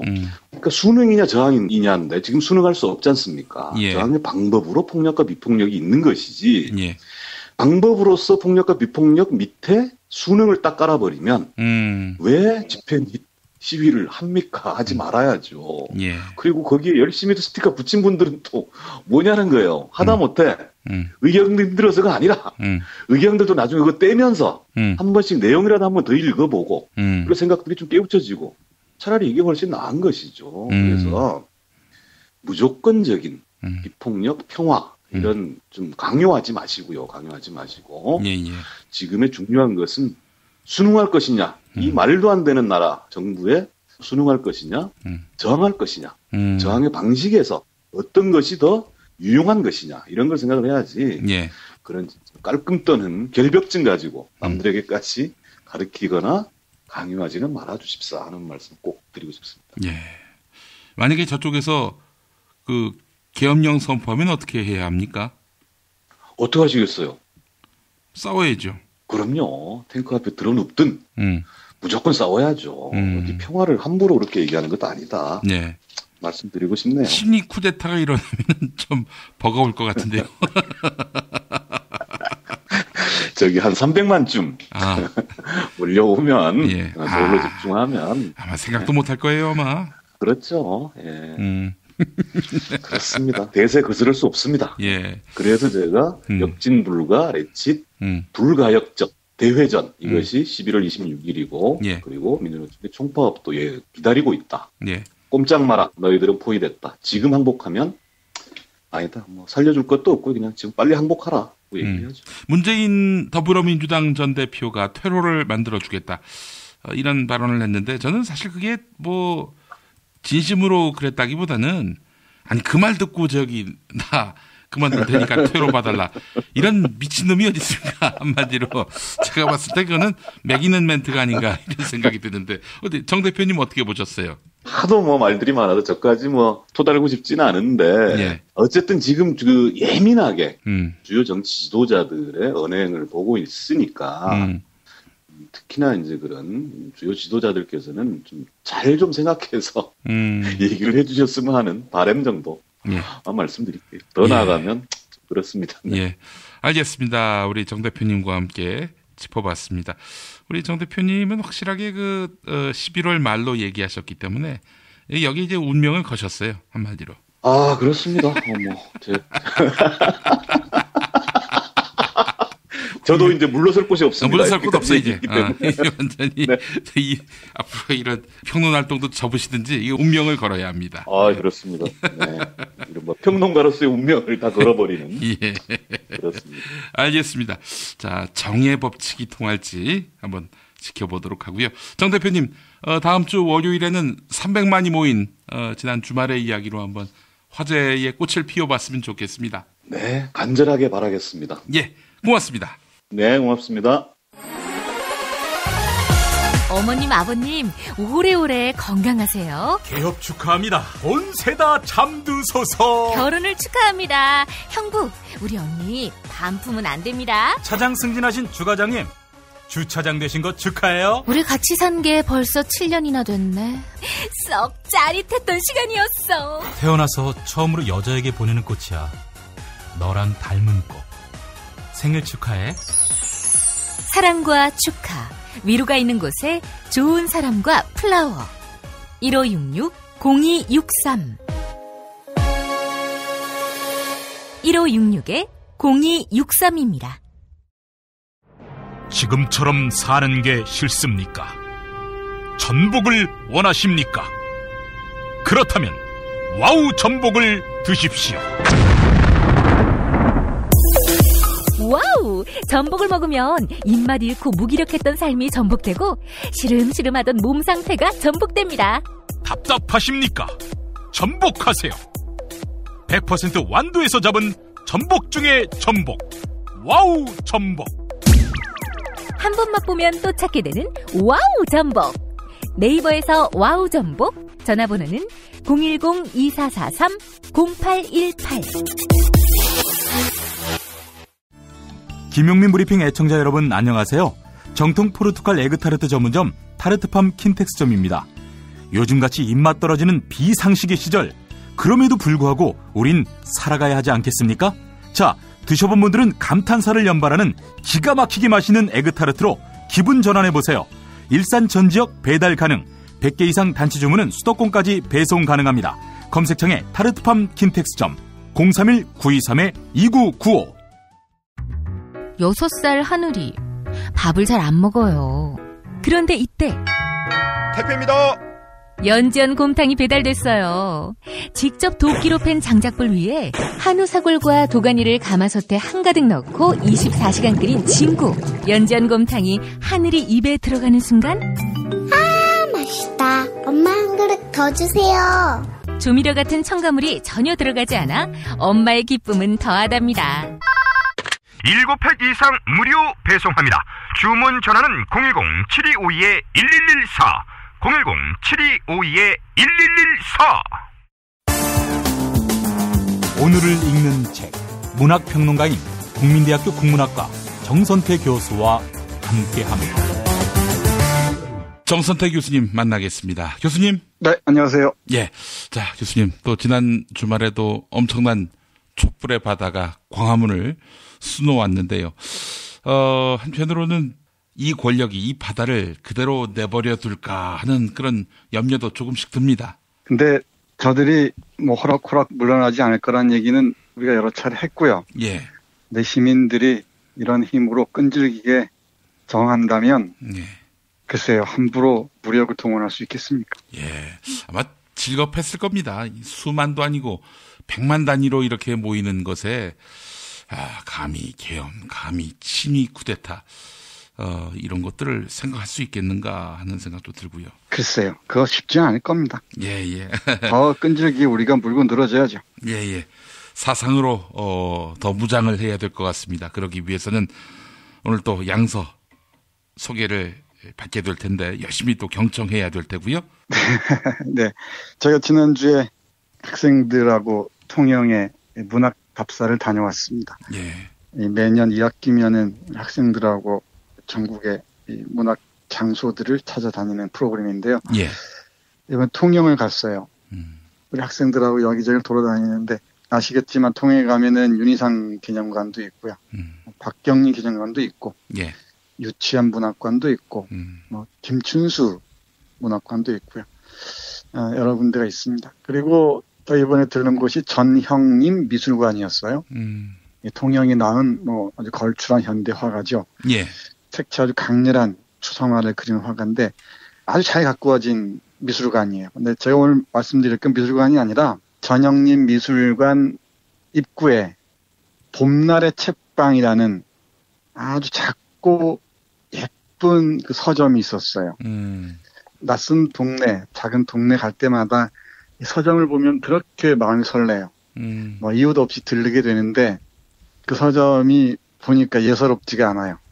일단 책방지기 분의 그 외모도 예사롭지가 않고 제 직업이 직업인 만큼 이렇게 책을 보면 그 책방지기의 사고 아니면 철학 이런 게 보이잖아요. 예.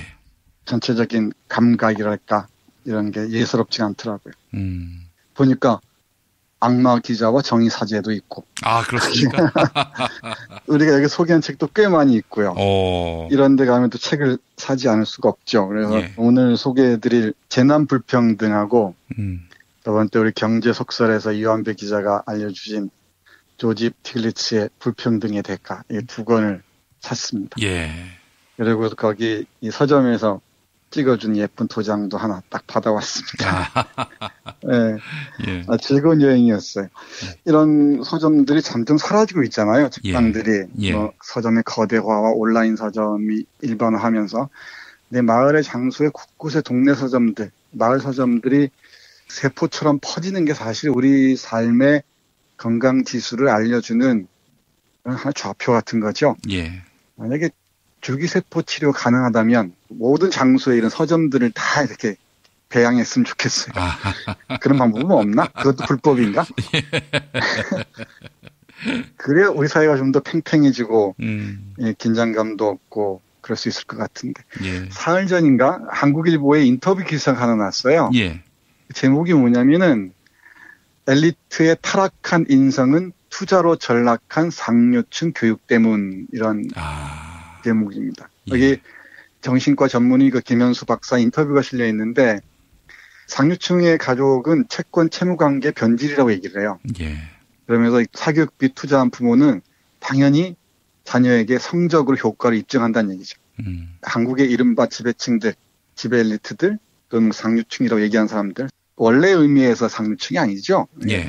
정말 천민자본주의의 물길에 올라선 그런 상류층들은 가족제도마저도 수익 모델로 본다고 합니다. 예. 자기 국가를 수익 모델로 생각하는데 가족제도가 어디 수익 모델 아니겠습니까? 이러다 보니까 가족 자체에서 아이들이 제대로 자랄 수가 없죠. 그러니까 인성은 타락할 수밖에 없고 독서 훈련이 제대로 될 리가 없고요. 수동적인 성적에만 올인할 수밖에 없는 환경에서는 이 사교육비를 과도하게 투자한 가족제도 자체가 인성이 타락한 자들을 양산한다는 겁니다. 예. 아무튼 이런 상념이 떠올랐습니다. 예쁜 서점을 보면서 여러 동네마다 작은 도서관과 어울러서 이런 서점들이 많아졌으면 그게 또 우리 풀뿌리 서점들이 많아져야 마을에도 이런 새로운 공기들이 계속 들어오게 되고 또 새로운 생각들이 많이 확장되지 않겠습니까? 예. 그래서 오늘은 이 존 C. 머터라는 사람의 재난 불평등이라는 책을 여러분께 간략하게 소개해 드리겠습니다. 책은 비교적 어렵진 않습니다. 예. 부제가 왜 재난은 가난한 이들에게만 가혹할까? 이렇게 붙어 있는데 원 제목은 The Disaster Profiteers라는 거 달려 있는데요. 원 제목이 뭐냐면 재난으로 풍리를 취하는 자들이라는 뜻입니다. 그러니까 무슨 얘기냐면 홍수나 가뭄 또는 뭐 이런 지진 이런 걸로 재난이 닥쳐올 때 타락한 자본가들은 이걸 하나의 수익 모델로 생각한다는 거죠. 이 재단을 통해서 자신들의 이익을 극대화한다는 겁니다. 예. 원 제목의 뜻은 그래요. 그런데 이런 재난마저도 가난한 자들에게 아주 고통스럽게 불평등하게 와닿는다는 게 존 머터의 주장이자 결론입니다. 근데 흥미로운 건 이 존 머터라는 사람이 호주 출신의 해양지구 물리학자입니다. 그러니까 이 해양지구 물리학을 전공한 사람이 사회학의 과제인 지난번에 한번 우리 레베카 솔릿의 폐허를 응시하라는 책을 얘기한 적이 있었죠. 그건 좀 재난사회학적 관점에서 재난 이후의 사회를 구현한다는 거죠. 그러니까 예. 자연과학자가 사회과학자의 경계를 넘나들면서 얘기한다는 겁니다. 이 책이 흥미로운 건 그 지점인 것 같습니다. 그래서 이 물리학에서 파인만의 경계라는 말이 있다 그러네요. 파인만은 아주 훌륭한 뛰어난 물리학자죠. 이 물리학자에게 많은 사람들이 물었다 그래요. 신은 존재하는가? 이렇게 물으니까 그 물리학 영역이 아니잖아요. 나는 모른다. 다른 뭐 신학자들에게 물어보라. 이렇게 얘기했던 것 같죠. 예. 그러니까 그걸 파인만의 경계라고 합니다. 그러니까 자연과학자는 자연과학의 경계 안에서 얘기해야 한다는 것이고 사회과학자는 사회과학의 경계 안에서 얘기한다는 뜻으로 저는 이해를 했는데 예. 이 머터의 관점 그렇지 않습니다. 이 파인만의 경계를 넘나들면서 얘기해야 우리 사회를 제대로 볼 수 있다는 거죠. 예. 주제는 명료합니다. 재난은 가난한 사람들이 혹독하게 닥쳐오기 마련이고요. 더 비극적인 건 그 재난을 이용해서 이 자본주의자들은 그 이익들, 풍리들을 더 극대화한다는 겁니다. 이게 참 참담한 비극이죠. 근데 여기 제가 주목하는 건 재난의 단계입니다. 잠깐 보겠습니다. 우리가 재난 그러면은 하나의 뭐 홍수나 가뭄이나 지진이나 태풍 그런 일회적인 사건을 재난이라고 하잖아요. 예. 근데 우리 저자는 그런 재난을 대단히 협소하게 보는 것이다 라고 얘기하면서 재난을 세 개의 국면으로 나누어서 얘기합니다. 첫 번째 국면은 사건이 발생하기 전에 일어난다고 하네요. 그러니까 사회가 확실히 예상되는 재난에도 대비를 하지 않았거나 인명피해와 경제적 손실을 막기 위한 대비를 제대로 하지 못할 때 벌어진다는 것이죠. 이게 첫 번째 국면이고 국면 1. 그리고 두 번째 국면은 사건 그 자체입니다. 홍수, 지진 또는 뭐 쓰나미로 인한 원자력 발전, 핵발전소의 폭발 이런 것이겠죠. 예. 이건 대단히 강렬하고 광포하고 잔혹한 사건이지만 순간적으로 일어난 일들이죠. 예. 그리고 세 번째 국면이 이른바 재난 이후입니다. 태풍이 지나가고 홍수가 물러가고 난 다음에 사람들은 관심이 조금씩 멀어지죠. 예. 그 언론도 재난 현장을 떠나버리고 규모도 이제 다 산출되고 사망자도 집계되고 그런데 이때부터 어떻게 복구할 것이냐 그리고 이 재난을 통해서 어떤 교훈을 얻느냐 이게 이제 재난을 보는 세 번째 국면이라는 것입니다. 예. 근데 제가 살피건데 여기서 떠올린 게 뭐냐면 뭐 세월호도 그렇고 여러 많은 일들이 있는데 한국은 첫 번째 국면 재난에 대비하는 것도 대단히 미숙하고요. 재난이 닥쳤을 때 거기에 대비하는 것도 아주 미숙하고 재난 이후에도 사태의 진상을 규명하는데 더없이 이런 엉망진창이고 은폐하게 급급하고 그야말로 한국 사회는 되게 가난한 나라들에서 재난에 대응하지 못하는 모습을 보여준다 그러는데 한국은 거의 전면적으로 1, 2, 3 국면에 재난에 대처하는 능력 자체가 사라져버린 것 같습니다. 그 이유가 뭔고 하면은 이 저자가 계속 강조해서 얘기하는데 권력의 부패입니다. 이 권력의 부패와 이 타락한 자본가들, 천박한 자본가들의 몫이라고 얘기를 해요. 그러니까 권력이 부패할수록 시스템은 제대로 가동될 수가 없고 재난은 어떤 식으로도 일어날 수밖에 없는데 그걸 최소화하기 위해서는 이 시스템이 정밀하게 가동해야겠죠. 그런데 대통령이 7시간 동안 뭐 했는지도 모르고 그걸 밝히지도 않고 어떻게 그 사후 처리하는지도 제대로 보여주지도 않고 이런 상황에서 어떻게 하나의 국가 시스템을 작동했다고 얘기할 수 있겠습니까? 지극히 사적인 관계를 이용해서 조폭 중에서도 가장 싸구려 조폭들도 하지 않는 그런 일들을 아무렇지도 않게 해내는 이런 사회에서 무슨 재난에 대처하는 능력이 있겠습니까? 요즘 어떤 책을 읽어도 이렇게 화가 나는지 모르겠어요. 여기 사례로 드는 게 이제 대표적인 게 IT. 카리브해 IT 있죠. 아주 역사적으로 유명한 나라입니다. 흑인이 혁명을 해서 하나의 독립국가를 만든 유명한 나라인데 2010년 지진 때문에 뭐 엄청난 어마어마한 사상자를 냈었죠. 30만 명이 넘는. 그리고 칠레. 근데 칠레는 상대적으로 덜했다 그래요. 뭐 경제적인 이유도 있지만 시스템상의 문제가 있었겠죠. 그리고 미얀마. 미얀마 뭐 군부의 그 타락 부패는 뭐 우리가 다 알다시피 정말 끝간데는 모르는 상황이죠. 거기에서 이 홍수가 어떤 일을 초래했는지, 어떤 재난을 초래했는지, 그 재난이 타락한 권력과 부패한 권력과 어떻게 결탁하는지 문제를 보여주고요. 우리가 주목해야 할 것은 2005년이죠. 뉴올리언스 카트리나 기억하시죠? 예. 사이클론 이 카트리나가 닥쳤을 때 조지 W. 부시의 대응 방식. 아주 늑장 대응이 대단했고요. 예. 뭐 여기 연방재난청에서도 뭐 대충 해내면서 재난에 대해서 기민하게 대응하지 못한 것으로 유명합니다. 그 이유인 즉슨 뉴올리언스가 가난한 곳입니다. 미국에서 두 번째로 가난한 주래요. 그러니까 뉴올리언스에 속해 있는 루이지애나 주가 첫 번째로 가난한 주는 미시시피 주라고 합니다.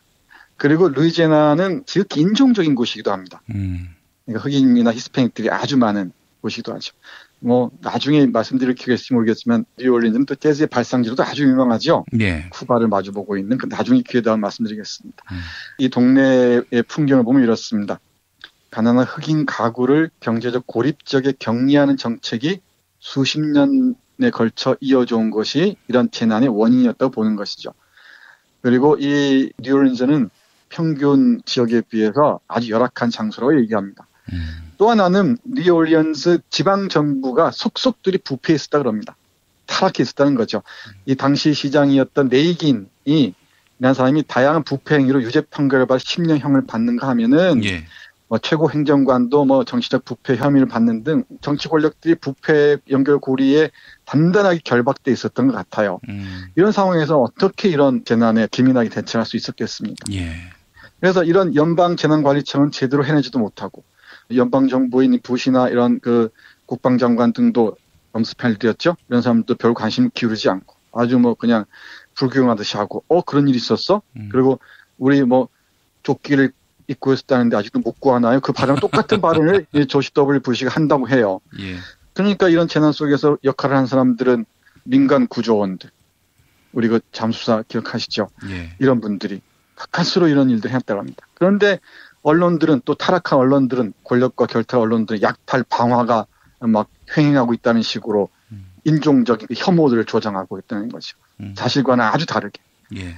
이런 참 못된 권력들입니다. 부패할수록 더 못되죠. 예. 이런 일이 벌어지다 보니까 지배 권력도 공황 상태에 빠졌다 그래요. 이게 이제 우리 현 주소를 알려주는 것 같은데 세월은 인재지만은 세월을 비롯한 많은 자연재해들도 사회를 공황 상태에 몰아넣죠. 정치적 재앙들도 마찬가지고요. 지금 한국 사회는 이 정치적 재앙 때문에 무시무시한 혼란 또는 공황 상태에 빠져 있는 것처럼 보이지만은 우리 시민들이 그 방향을 잘 잡아가고 있는 것 같아서 다행이긴 합니다만은 예. 아무튼 공황 상태에 빠져 있는데 이것과 관련해서 한 구절만 읽어보겠습니다. 지배층은 사회적, 정치적, 경제적, 법적 강제력으로 권력을 유지한다. 그 권력이 흔들리면 체스와 클락이 말한 여기 학자들입니다. 세 가지 뚜렷한 증세를 보이며 과잉 반응한다. 첫째, 지배층은 시민들이 공황 상태에 빠질까봐 두려워한다. 가로 열고 시민들이 공황 상태에 빠질 거라는 생각 때문에 공황 상태에 빠진다. 사실 우리 한국의 많은 시민들이 공황 상태에 빠져 있죠. 그렇죠. 예. 그러니까 뭐 이 공황 상태를 정말 스웜 인텔리전스라는 표현을 쓰대요. 어떤 집단 지성의 힘으로 아주 멋진 시위를 우리 전인권 선생의 워딩을 그대로 얘기하자면 폼나는 촛불 시위로 이 집단 지성이 가동해서 이 공황 상태를 넘어서가고 있습니다. 하나씩 헤쳐나가고 있는 것처럼 보이는데 근데 지배층은 지금 공황 상태에 빠져 있는 것 같아요. 그러다가 이런 공황 상태를 더 과장함으로써 둘째가 공황 상태를 유발한다 그럽니다. 얘들은 더 사건을 이렇게 끌고 가고 싶겠죠. 뭐 폭력을 유도하든 어떤 식으로든. 근데 그러다가 결국은 이 지배계층들은 그래도 이 시민들이 잘 대처해 나가면은 스스로 공황 상태에 빠진다는 겁니다. 예. 네, 이런 세 가지 증세가 있다 그러는데 이 동시에 상호작용하기도 하고 이런 것들이 한국의 정치적 재앙이라고 우리가 빗대서 얘기한다면 부패한 권력이 초래한 이 정치적 재앙 속에서 우리 시민들이 집단지성으로 이 방향성을 하나씩 잡아가고 있다는 게 오히려 저 타락하고 부패한 추문으로 가득한 지배 권력들에게는 공황으로 다가오고 그러니까 거의 이제 뭐 이성을 잃은 상태까지 치닫는 것 같습니다. 이럴 때일수록 우리는 좀 더 정말 비폭력적으로 정말 평화롭게 저들을 압박할 수 있는 방법들을 계속해서 구상해 나가고 더 멋지게 상상해 나가고 패러디해 나가고 이래야 될 거라고 생각을 합니다. 그리고 또 하나가 우리가 잊어서는 안 될 문제가 이런 재난이 발생했을 때 이 무능한 지배 권력들은 다른 데로 이거 방향을 돌리려고 하죠. 두 가지만 말씀드리겠습니다. 뉴올린스 예가 인종 문제로 돌리려고 했고 또 하나가 이 책의 저자도 인용하는 것인데 우리 김 PD님 1923년 관동 대진제라는 말 들어보셨죠? 아, 당연히 알죠. 네, 관동 대지진 때 조선인들을 수천 명을 학살했다는 걸 잘 알잖아요. 그러니까 이런 혼란들을 돌리기 위해서 소수인이 조선인들이 우물에 독을 넣고 약탈하고 방화했다는 헛소문을 유포해서 조선인들을 죽였던 거죠. 그러면서 문제점 돌리려고 했잖아요. 그러면서 더 흥미로운 건 그러면 동경대 건설이 진행되는데 이 과정에서 이제 타락한 자본가들이 이제 막 이권을 찾아서 몰려들기 시작합니다. 이 재난의 현장에. 이게 이제 이 책의 사실 원 제목의 뜻입니다. Profiteers란 말이 풍리를 취하는 자들, 부당하게 이익을 취하는 자들인데 이런 그 재난이 휩쓸고 간 자리에서 땅값을 올리고 어떻게 하면 더 자신들의 이익을 극대화할까 고민하고 하는 짓들이 벌어집니다. 이게 뉴올리언즈 예를 보면 이렇습니다. 맨 마지막 부분에 나오는데요.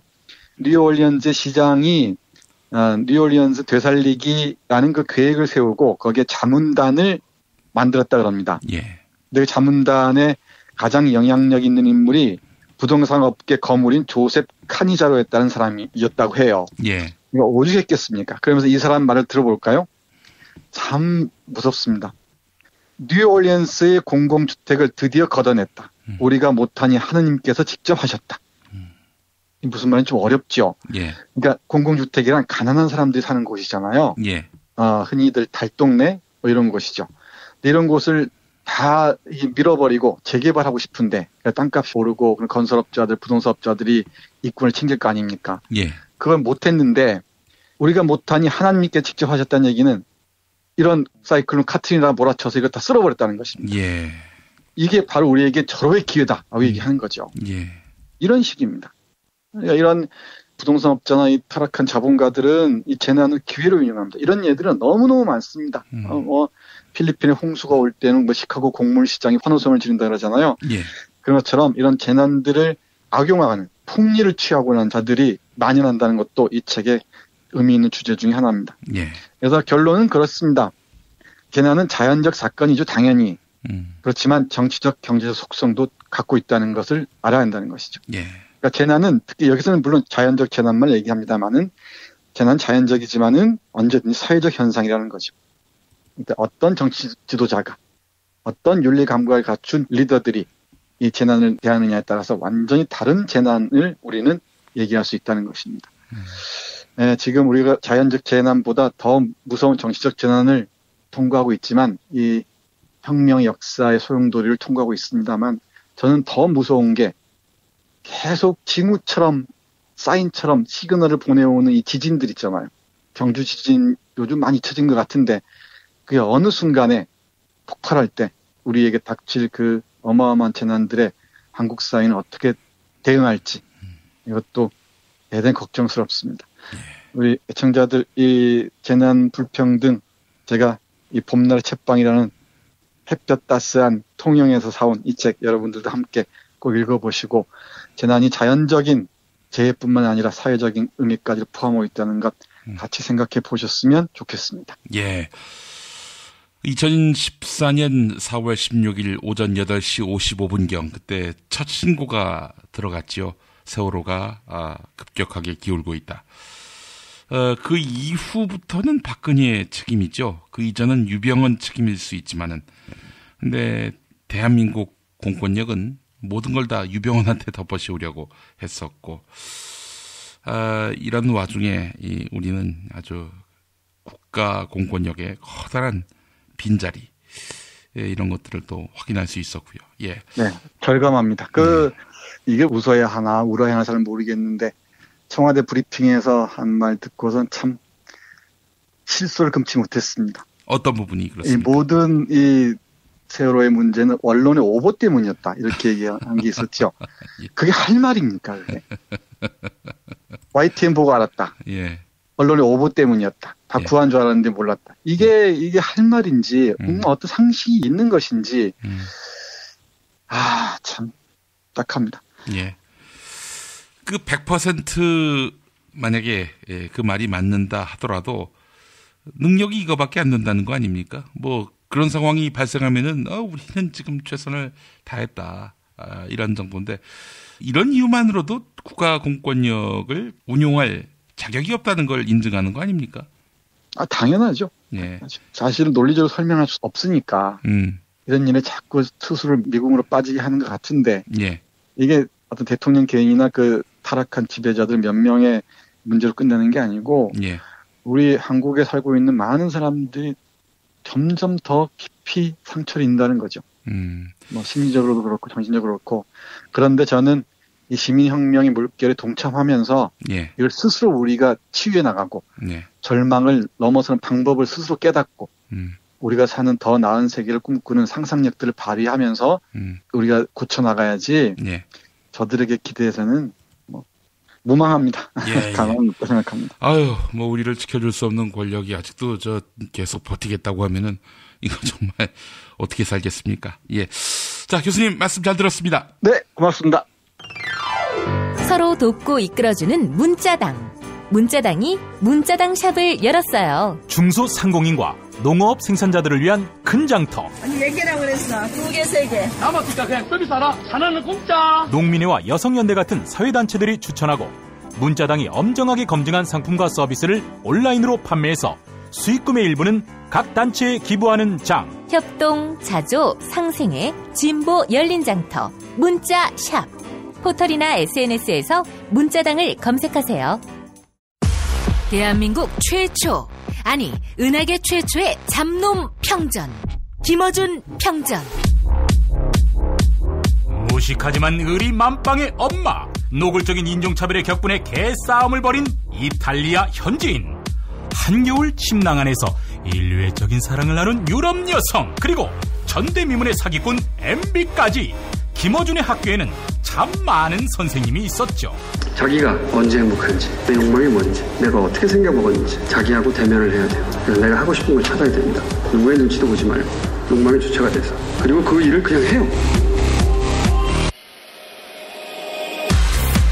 은하계에 다시 없을 딱 한 사람 김어준. 김용민이 김어준을 9년간 관찰한 기록. 김어준 평전. 김어준 평전. 인터하우스에서 나왔습니다. 매일 일부 코너지요. 뉴스 듣기 능력 평가. 오늘부터 소개해드릴 책 도서출판 옐로브릭에서 협찬하는 연애 망치는 남자. 네, 이 책을 당첨자에게 드립니다. 베스트셀러 작가 도널드 밀러는 오랫동안 연애와 인간관계에 실패해 왔는데요. 연애 망치는 남자는 아내 배씨를 만나면서 나쁜 관계의 습관을 버리고 소통과 사랑을 배워나갑니다. 네. 최태민 씨가 배 씨를 만났어야 했는데, 네. 연애 망치는 남자. 네, 저도 갑자기 구매하고 싶은 생각이 확 드네요. 여러분의 많은 관심 바라겠습니다. 그리고 매주 금요일 정답자 가운데 한 분께 거제도 펜션 이용권 드리고 있는데요. 경남 거제시 장목면 율천두모로 154-43 두모실 펜션. 남해바다가 한눈에 보이는 절경입니다. 검색창에 두모실 펜션 찾아주시면 되겠습니다. 자, 지난주 금요일 뉴스 듣기 능력 평가 문제. 미국의 37대 대통령 닉슨이 물러나게 된 배경이었지요. 공작원들이 워싱턴 DC의 한 호텔에 있던 민주당 선거본부에 도청을 시도한 사건 때문이었는데 이 호텔의 이름을 맞히는 게 지난주 문제였습니다. 자, 정님 정답 3번 워터게이트. 네, 맞히셨습니다. 울화통이 터지는 시국입니다. 못 믿어온 검찰을 대신해 진실을 파헤쳐준 대한 언론의 중요성이 더욱 부각되는 요즘입니다. 감사합니다. KRP258님 역시 워터게이트 맞히셨습니다.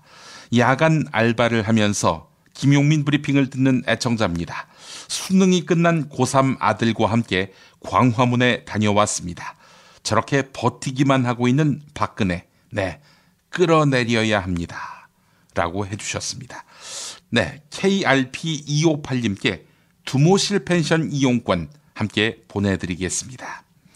자, 이번에는 지난주 피박 퀴즈 정답자입니다. 세상에서 가장 맛있는 김치 이담채 김치와 유전자 변형 곡물 그리고 화학 첨가물을 전혀 사용하지 않은 과자 비어를 따다 구운 과자 받으실 분입니다. 이순신 장군이 한산도 대첩에서 사용했던 진법. 네, 지난 토요일 청와대를 에워싸기 위해 이 진법으로 행진을 벌이기도 했지요. 자, 정답은 하객진이었습니다. 송고님 정답 맞히셨습니다. 경남 통영에서는 매년 한산대첩 축제와 함께 하객진을 시현합니다. 관심 부탁드립니다. 요즘 조선소 구조조정과 화력발전소 문제 때문에 통영 그리고 거제의 경기가 죽을 맛입니다. 네, 관심 갖겠습니다. 자, 그리고 오바니님 이메일을 안 적어주셨습니다. 자, 정답 하객진. 인도에 사는 청취자입니다. 하루 종일 팟캐스트를 듣고 기사를 읽느라 정신이 없습니다. 오는 12월에 귀국하면 광화문 광장에 함께 서고 싶습니다. 라고 하셨습니다. 네, 한국에 오셔서 한국 주소로 알려주시기 바라겠습니다. 김치와 과자를 인도까지 보내면 다 상하잖아요. 네. 이종황의 허리디스크쇼로 이어가겠습니다.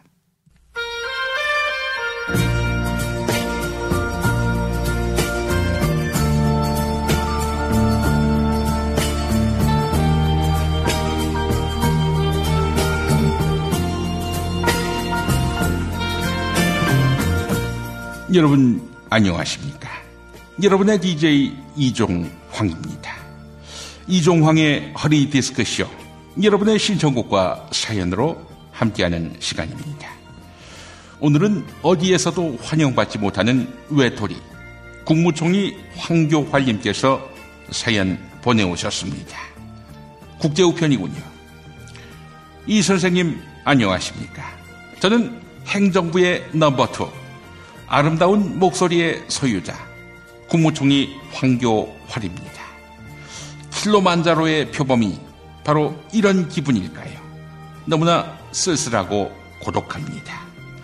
오야붕한테 문자로 까이고 새파랗게 어린 야당 국회의원에게 희롱당하고 적군이고 아군이고, 네, 국내에서는 제가 환영받을 만한 곳이 없었습니다. 그래서 에이펙이라는 외교 무대에 발을 뻗어보았습니다. 세계적으로 얼간이라고 인정받은 우리 오야붕보다야 아름다운 목소리를 가진 제가 더 끝발이 먹힐 것 같았기 때문입니다. 그런데 이게 웬걸, 외국 지도자 놈들도 저를 개무시하고 아무도 만나주지 않았습니다. 행사 주최국인 페루 대통령도 제가 찾아가서 겨우 만났습니다. 그런데 빛과 소금 같은 소식이 들려왔습니다. 우리 오야분께서 저에게 계속 총리직을 허하겠다고 발표하신 겁니다. 눈물 병준도 나가리 되고 국회 추천 총리도 안 받겠다. 네, 이렇게 땡깡을 부린 겁니다. 우리 오야분께서. 나이스! 이 선생님, 저에게도 불사 홍원 선배처럼 2년 동안 총리를 해먹을 수 있는 길이 열렸습니다. 오야붕이 탄핵을 당하건 말건, 네, 그런 거 상관없습니다. 오야붕이 잘려도 저는 총리를 계속하고 싶은데 그 방법은 과연 무엇이 있을지 요즘 골똘히 고민하고 있습니다. 네, 오야붕이 탄핵당해도 총리직을 계속 유지할 방법, 이 방법을 알고 싶다는 그런 사연이었습니다. 역시 그 기다리는 자에게 복이 오는 모양입니다. 박복근혜님께서는 이런 걸 바로 전화위기라고 하지 않았습니까? 자, 그렇다면 박복근혜님이 잘려도 계속 총리를 해먹을 수 있는 방법, 네, 이렇게 해보면 어떨까요? 어차피 박복근혜님은 나가리 될 것이 확실해 보입니다. 그런데 지금처럼 오야붕에게 충성을 바친다면 새 정권에서는 황교활님의 총리직이 보장되기 어렵겠죠.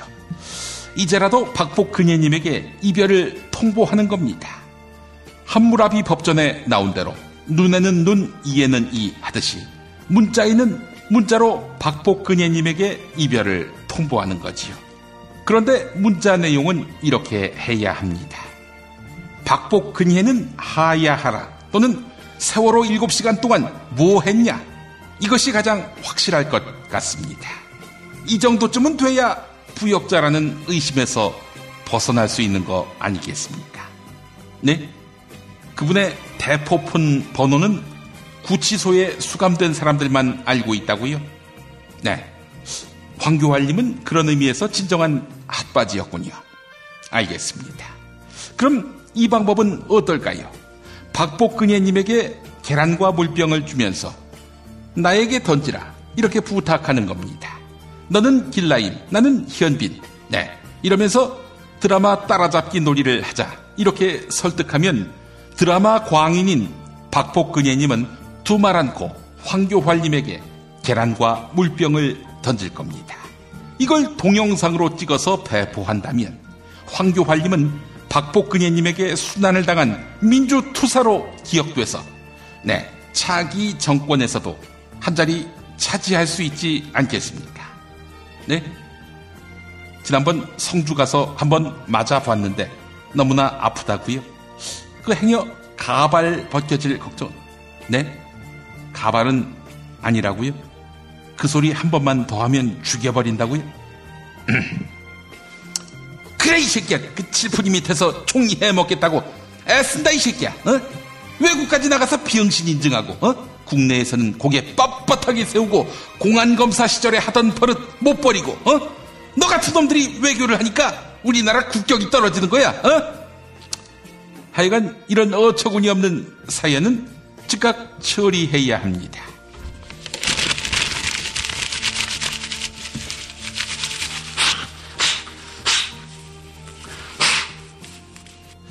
여러분의 신청곡과 사연으로 함께하는 이종황의 허리디스크쇼. 네, 대통령에게 충성 문자를 보내고 싶어도 번호를 모르는 안타까운 황교활님에게 이 노래 띄워드립니다. 안영기가 부르는 문자 메시지.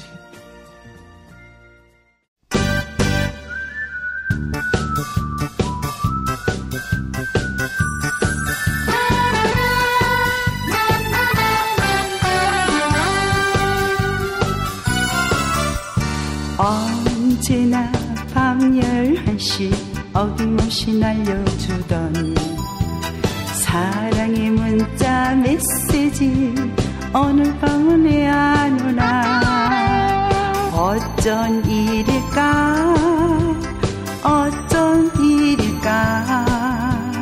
나 아닌 다른 여자 만나고 있나. 또 다른 사랑에